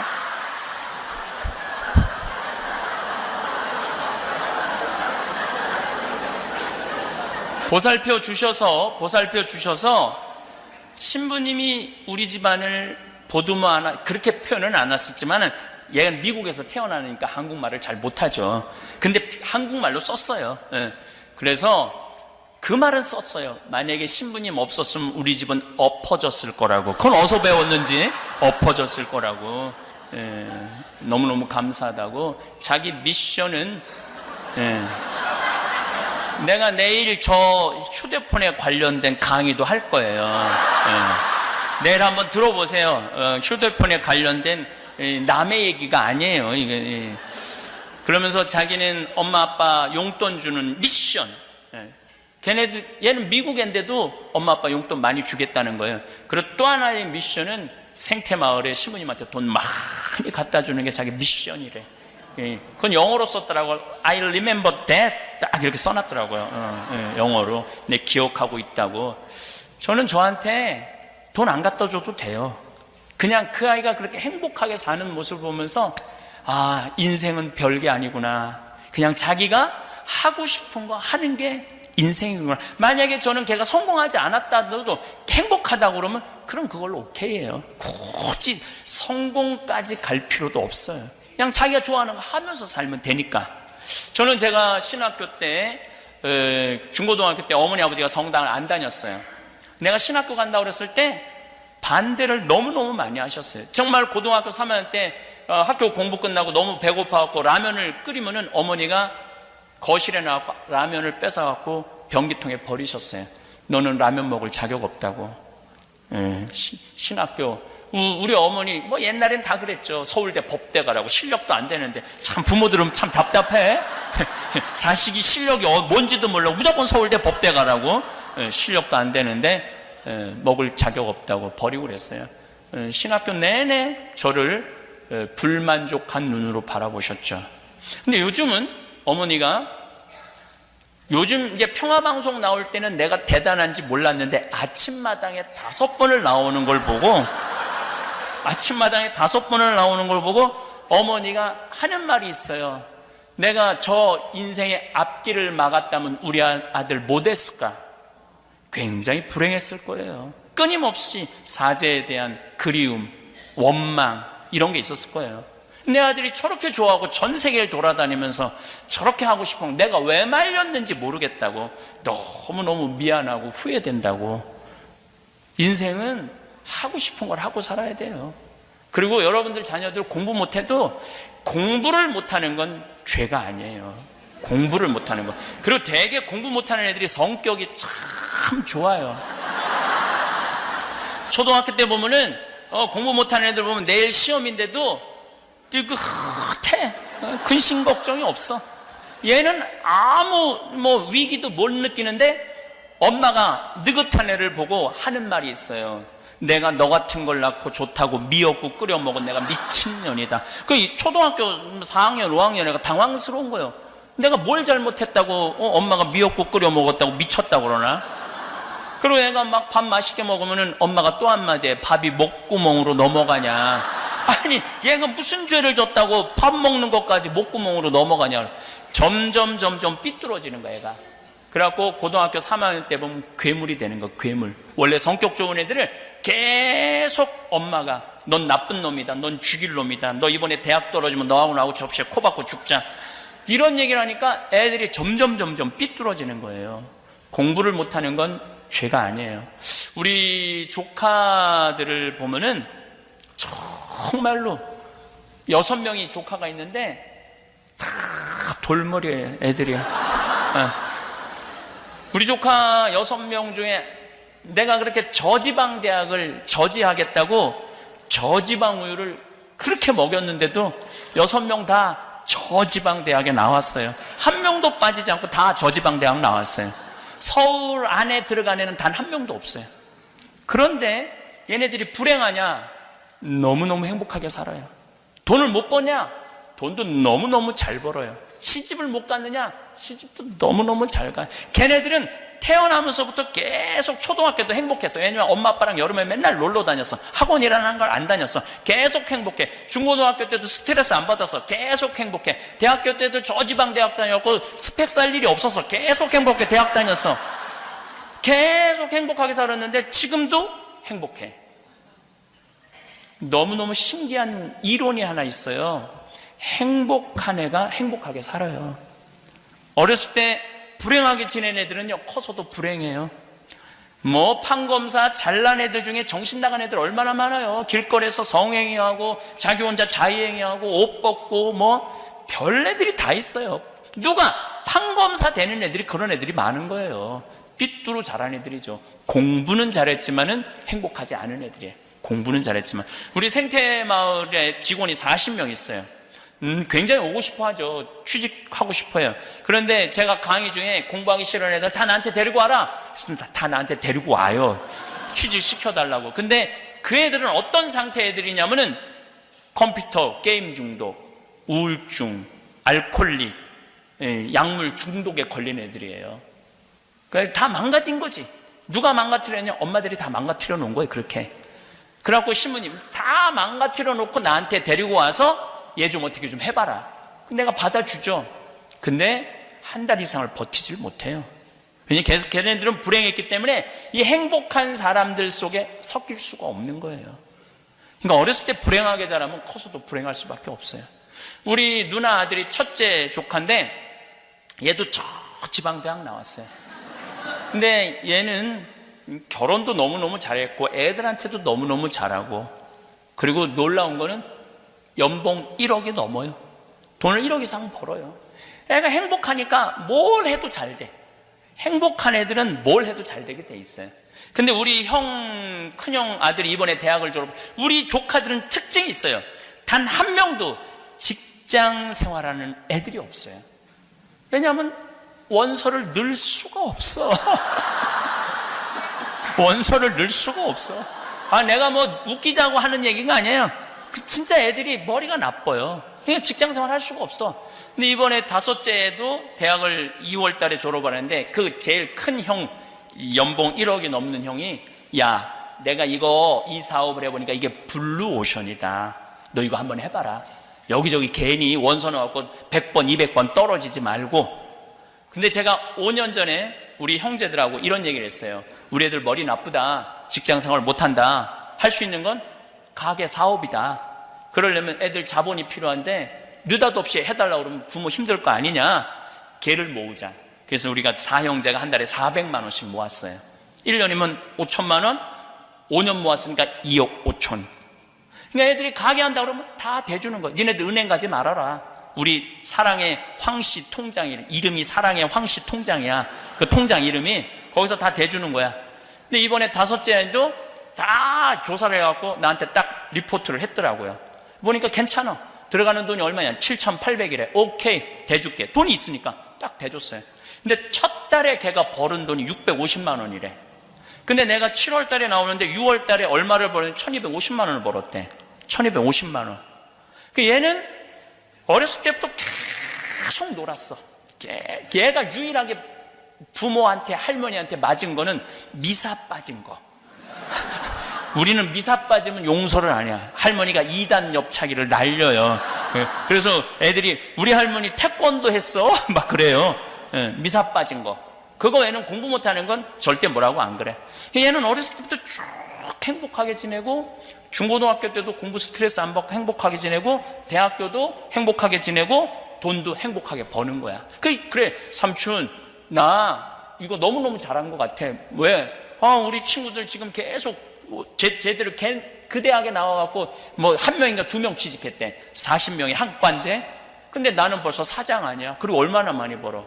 그러니까 어렸을 때 공부 쭉 죽어라 해갖고 SK 삼성 들어가 봐야 연봉 5천도 안 돼요. 근데 얘는 연봉 1억이 거의 될 거라는 거야. 그러니까 누가 더 행복한 거야? 난 얘가 훨씬 행복하다고 생각해. 여기에는 심성이 정말로 바르게 자라는 조건이 있어. 그랬더니 한국에서는 할머니가, 내 강의를 쭉 듣더니 할머니가 그 아이템이 뭐예요? 이런 할머니가 있더라고요. 아이템이 중요한 게 아니라 행복한 애가 해야지 돈을 버는 거예요. 불행한 애가 하면은 언젠간 망가지게 돼 있어요. 제일 중요한 건 뭐냐면 행복해야 돼. 여러분들 어떻게 좀 행복하세요? 지금? 많이 행복하세요? 네, 맞아요. 근데 내가 미국에서 한번 먹고 살아보겠다고 이리 뛰고 저리 뛰고 삶의 구비구비 고생한 거 가장 잘하는 사람이 누굴까요? 나예요. 사실은 내가 고생한 거 속속들이 알 수 있는 사람은 이 세상에 한 명도 없어요. 누구밖에 없느냐면 나밖에 몰라요. 그럼 그런 나한테 가장 잘해줄 수 있는 사람은 누굴까요? 역시 나밖에 없어요. 근데 우리는 내가 고생한 거 모르는 남편이 잘해주겠지. 내가 고생한 거 본 적도 없이 태어나기 전부터 고생했을 거 아니야. 애들은 본 적도 없어. 엄마가 고생을 했는지 안 했는지. 그 애가 잘해주겠지라고 기대하고 있다면 여러분들은 죽기 전까지 호강이라는 건 못 해봐요. 그냥 내가 해주면 돼. 내가 할머니들 나한테 신부님 내 말 좀 들어봐 그러면 2박 3일 얘기해요. 자기 고생한 거 끝도 없어. 그래갖고 내가 이제 그 얘기를 듣고 할아버지한테 한마디 해요. 할아버지, 할머니 이렇게 고생했다는데 할머니한테 잘해주고 계세요? 자, 고생한 거 잘 아세요? 그러면 할아버지가 이렇게 말합니다. 우리 마누라 고생 참 많이 했지. 그걸로 끝이야. 더 이상 몰라. 뭘 고생했는지 몰라. 하여튼 고생 많이 한 건 알아. 근데 어떻게 고생했는지는 모른다는 얘기예요. 그러니까 이제 뭐 어머니날, 여기 미국은 아버지날, 어머니날 따로 있잖아요. 어머니날 뭐 와서 애들이 뭐 맛있는 것도 고기도 사주고 냉면도 사줄 줄 알았더니 한 명도 안 와. 전화도 안 해. 미국 애들은 더 그렇잖아요. 그러니까 그냥 참 내가 이 미국까지 와서 내가 보기엔 한국에서 성공하는 것보다 미국에서 성공하는 게 10배 힘들어요. 말이 통해 뭐가 돼? 인종도 다른데 여기서 성공한다 하면 대단한 사람들이야. 근데 내 자식이 몰라주고 전화 한 통 안 하고 와서 밥도 안 사주고 그냥 나가서 뭘 먹고 싶은데 냉면을 먹으면서 울면서 이렇게 먹어요. 지질이 복도 없는 년. 내가 이 고생까지 했는데 냉면 사주는 인간 하나도 없고 울면서 냉면에 냉면 국물에 눈물 떨어뜨려가면서 먹는 분들 많아요. 그런데 생각을 뒤집어 보면은 내가 그렇게 고생했으니까 나 호강할 자격 있어. 그럼 호강할 자격 있으면 내가 너한테 오늘 한턱 쏠게. 마리아, 내가 오늘 너한테 한턱 쏠게. 가갖고 냉면 맛있게 한턱 쏘고 먹는 냉면이랑 지질이 복도 없는 년이 먹는 냉면이랑은 냉면 맛이 다르다니까요.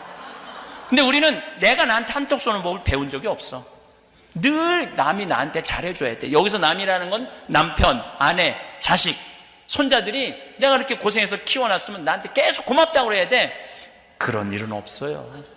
점점 그런 일은 없어요. 그럴 수도 없고. 제가 23년 전에 평택 비전동에 본당 신부로 발령을 받아갔어요. 31년 전 얘기예요. 21년 전 얘기예요. 근데 31살에 본당 신부로 발령을 받아갔는데 신자가 3,500명이야. 내가 얼마나 열심히 살았느냐면 3,500명 세례명을 다 외웠어요.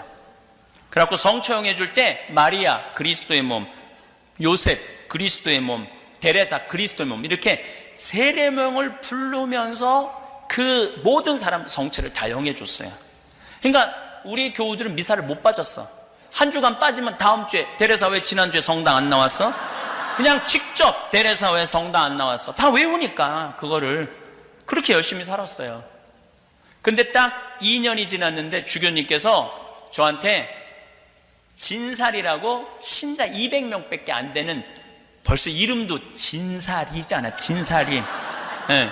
평택 평야가 내려다 보이는 농사 짓는 사람들 거기에 성당을 분가하라는 거예요. 나도 신설 성당에 본당 신부인데, 초대 본당 신부인데 뭐 성당에 할 게 얼마나 많아요. 마이크도 다시 해야 되고 뭐 건물도 다시 다 해야 되고 십자가도 뭐 너무너무 일이 많은데 분가를 하라는 거예요. 그래도 어떻게 주교님 명이니까 그래서 땅을 보러 다녔죠. 근데 우리 성당은 3,500명인데도 성당터가 850평이에요. 근데 내가 그 200명을 분가하기 위해서 본 성당터는 몇 평이냐면 3,200평이야. 3,200평이면 얼마나 넓으냐면 초등학교가 2,000평이야. 여러분들 한국에서 다니던 그 초등학교 있죠? 그게 2,000평이야. 그거보다 한 배 반이 더 커. 그럼 얼마나 큰 땅이에요. 근데 성당에 돈이 어디 있어요? 성당에서 모아보니까 2억이야. 그때 아파트가 한 채 7천만 원이었어요. 7천만 원.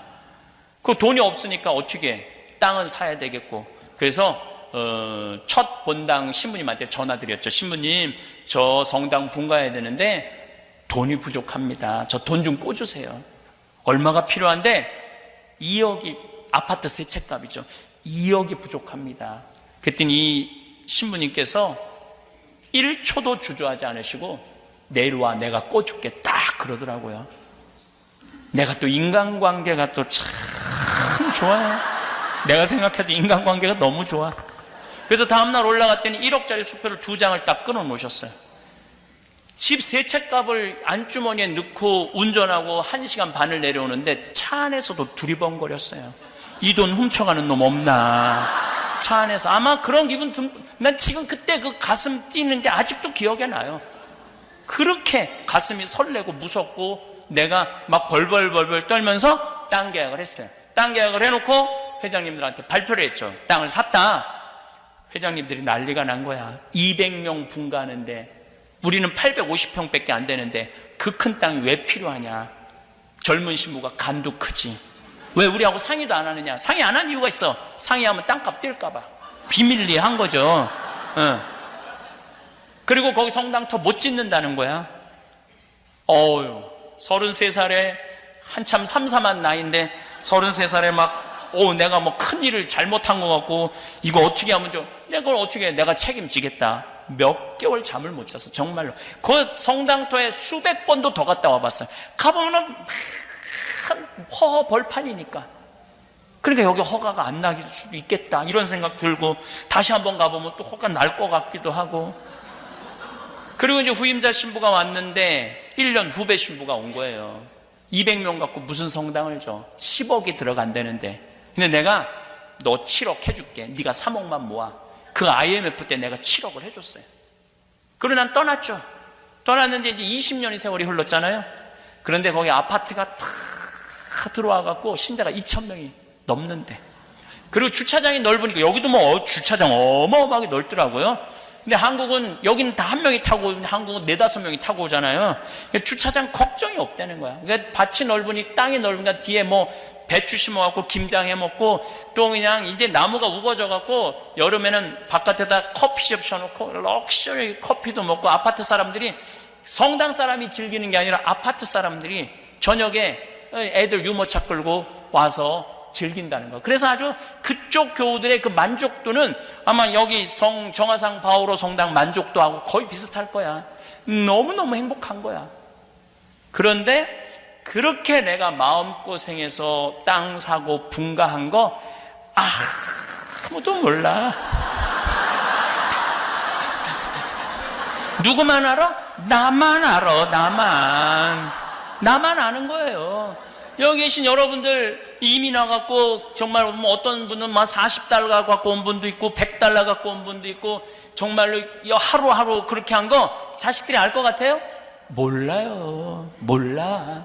또 고생한 거 얘기하면 애들이 뭐라 그래? 엄마 그만해. 한 번만 하면 100번째야. 이거 얘기해도 몰라. 얘기 안 해도 모르고.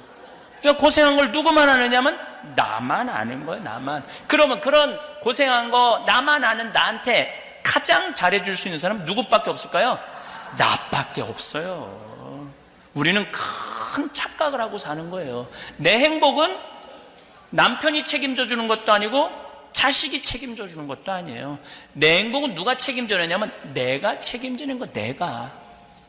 그런데 그때 4억 주고 산 땅이 지금 무슨 삼성 쇼핑몰이 들어온대요. 거기에. 그래갖고 땅값이 아파트가 다 들어와. 정말 그때 22년 전의 모습은 온데간데 없고 완전히 새로운 도시가 쓴 거야.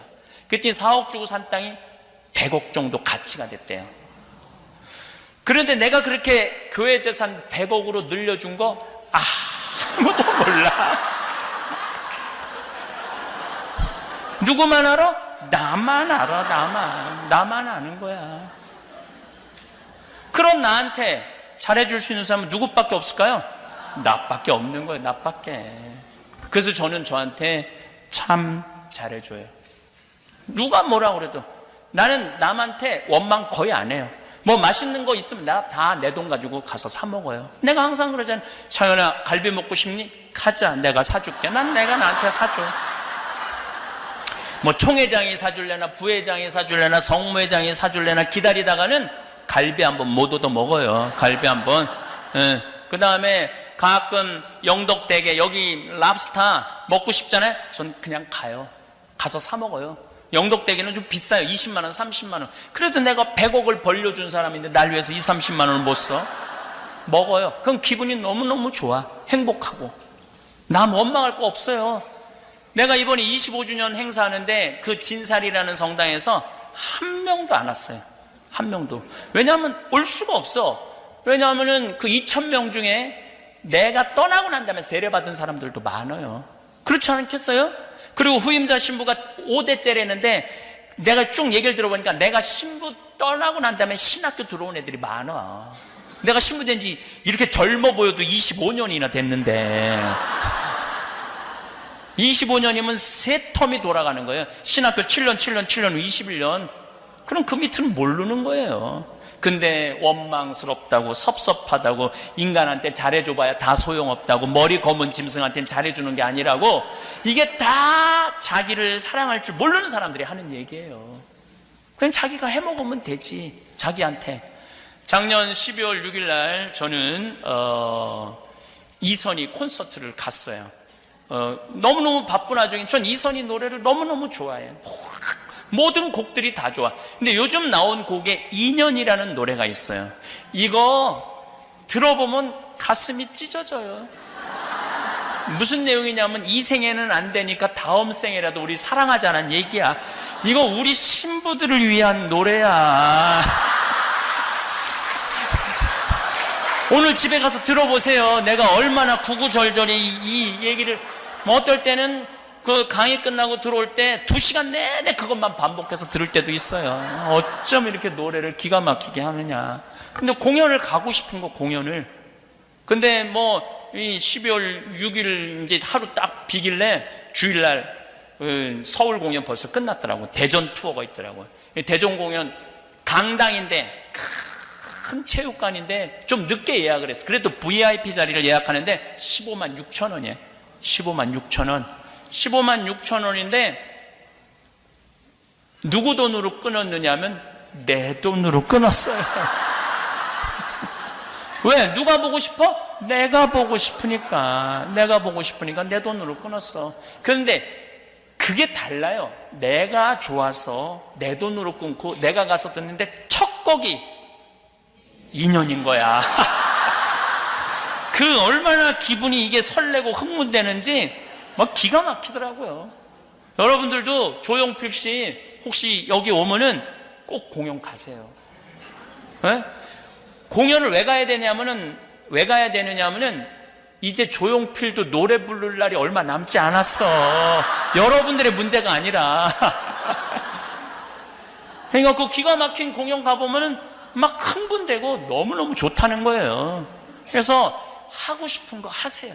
그리고 지질이 복도 없는 년이 냉면 먹지 말고 이제까지 미국에 와서 30년 동안 애쓴 멋있게 사는 나한테 한턱 쏘는 한턱 쏴서 먹는 냉면. 그래갖고 눈물찍 콧물찍 흘리지 말고 난 정말 멋있게 살아왔어. 난 정말로 이 미국에 와서 이 정도면 난 훌륭해. 나는 오늘 냉면 먹을 시카고 피자 먹을 자격 있어. 진짜 맛있더라고요. 시카고 피자. 아마 할머니들도 입맛에 그렇게 그 토마토 올려놓은 것도 정말 맛있더라고요. 그래서 사서 드세요. 그래 애들이 엄마 네가 알아서 먹어. 나도 내가 알아서 먹을 테니까 네가 알아서 먹어. 네 인생 네가 알아서 살아. 내 인생 내가 알아서 살 테니까. 그래서 여러분들 이제 여러분들한테는 남은 인생 행복하고 즐겁게 사는 일만 생각하세요. 자식들 손자들 걱정하지 말고. 여러분들 여기 미국 올 때 환경이랑 지금 자식 손자들 환경이랑 비교해봐요. 어때요? 상상도 할 수 없고 비교도 할 수 없어요. 근데 뭐하러 걔네들 걱정을 하고 앉아있어. 지금 답답할 때가 많아요. 보면은. 그러니까 여러분들 건강이나 보살피세요. 근데 이 건강에 제일 권하는 게 뭐냐면 청국장 가루야.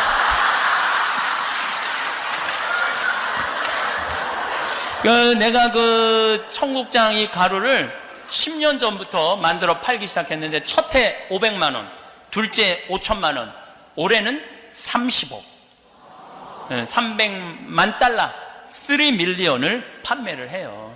근데 이게 뭐 그냥 내가 들고 다닌다고 이렇게 팔 수 있을 것 같아요? 절대 못 팔아요. 우리가 하루에 택배로 나가는 게 1,000만 원어치야. 사람들이 먹어보고 좋다는 거예요. 내가 이렇게 외국 이제는 이제 청국장이 이제 미국에 내가 이제 작년에 FDA 승인받아서 수출하기 시작을 해요. 그래갖고 지금까지 벌써 한 30만 달러 팔았더라고요.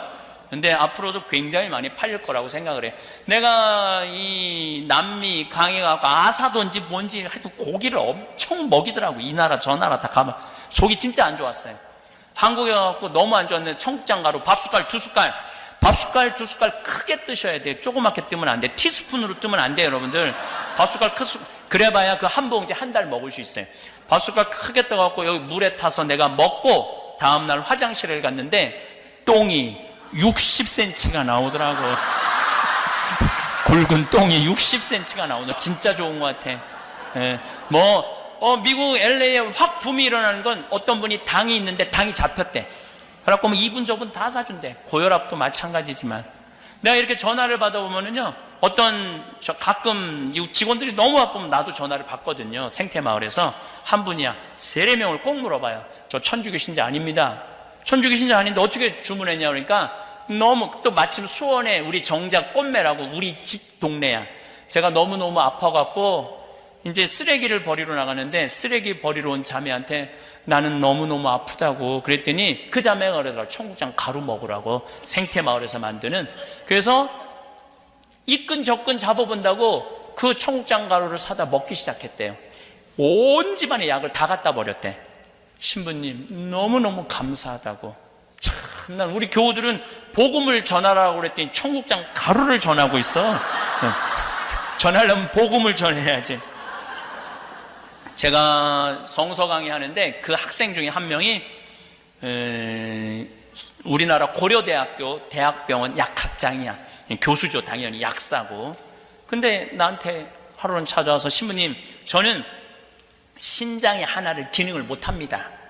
그리고 하나는 52%밖에 기능을 못합니다. 약사니까 아주 자기 몸에 대해서도 너무 잘 설명을 하더라고요. 제가 피곤하면 화장실에 가면 콜라 색깔이 나옵니다. 신장은 좋아지는 경우가 없습니다.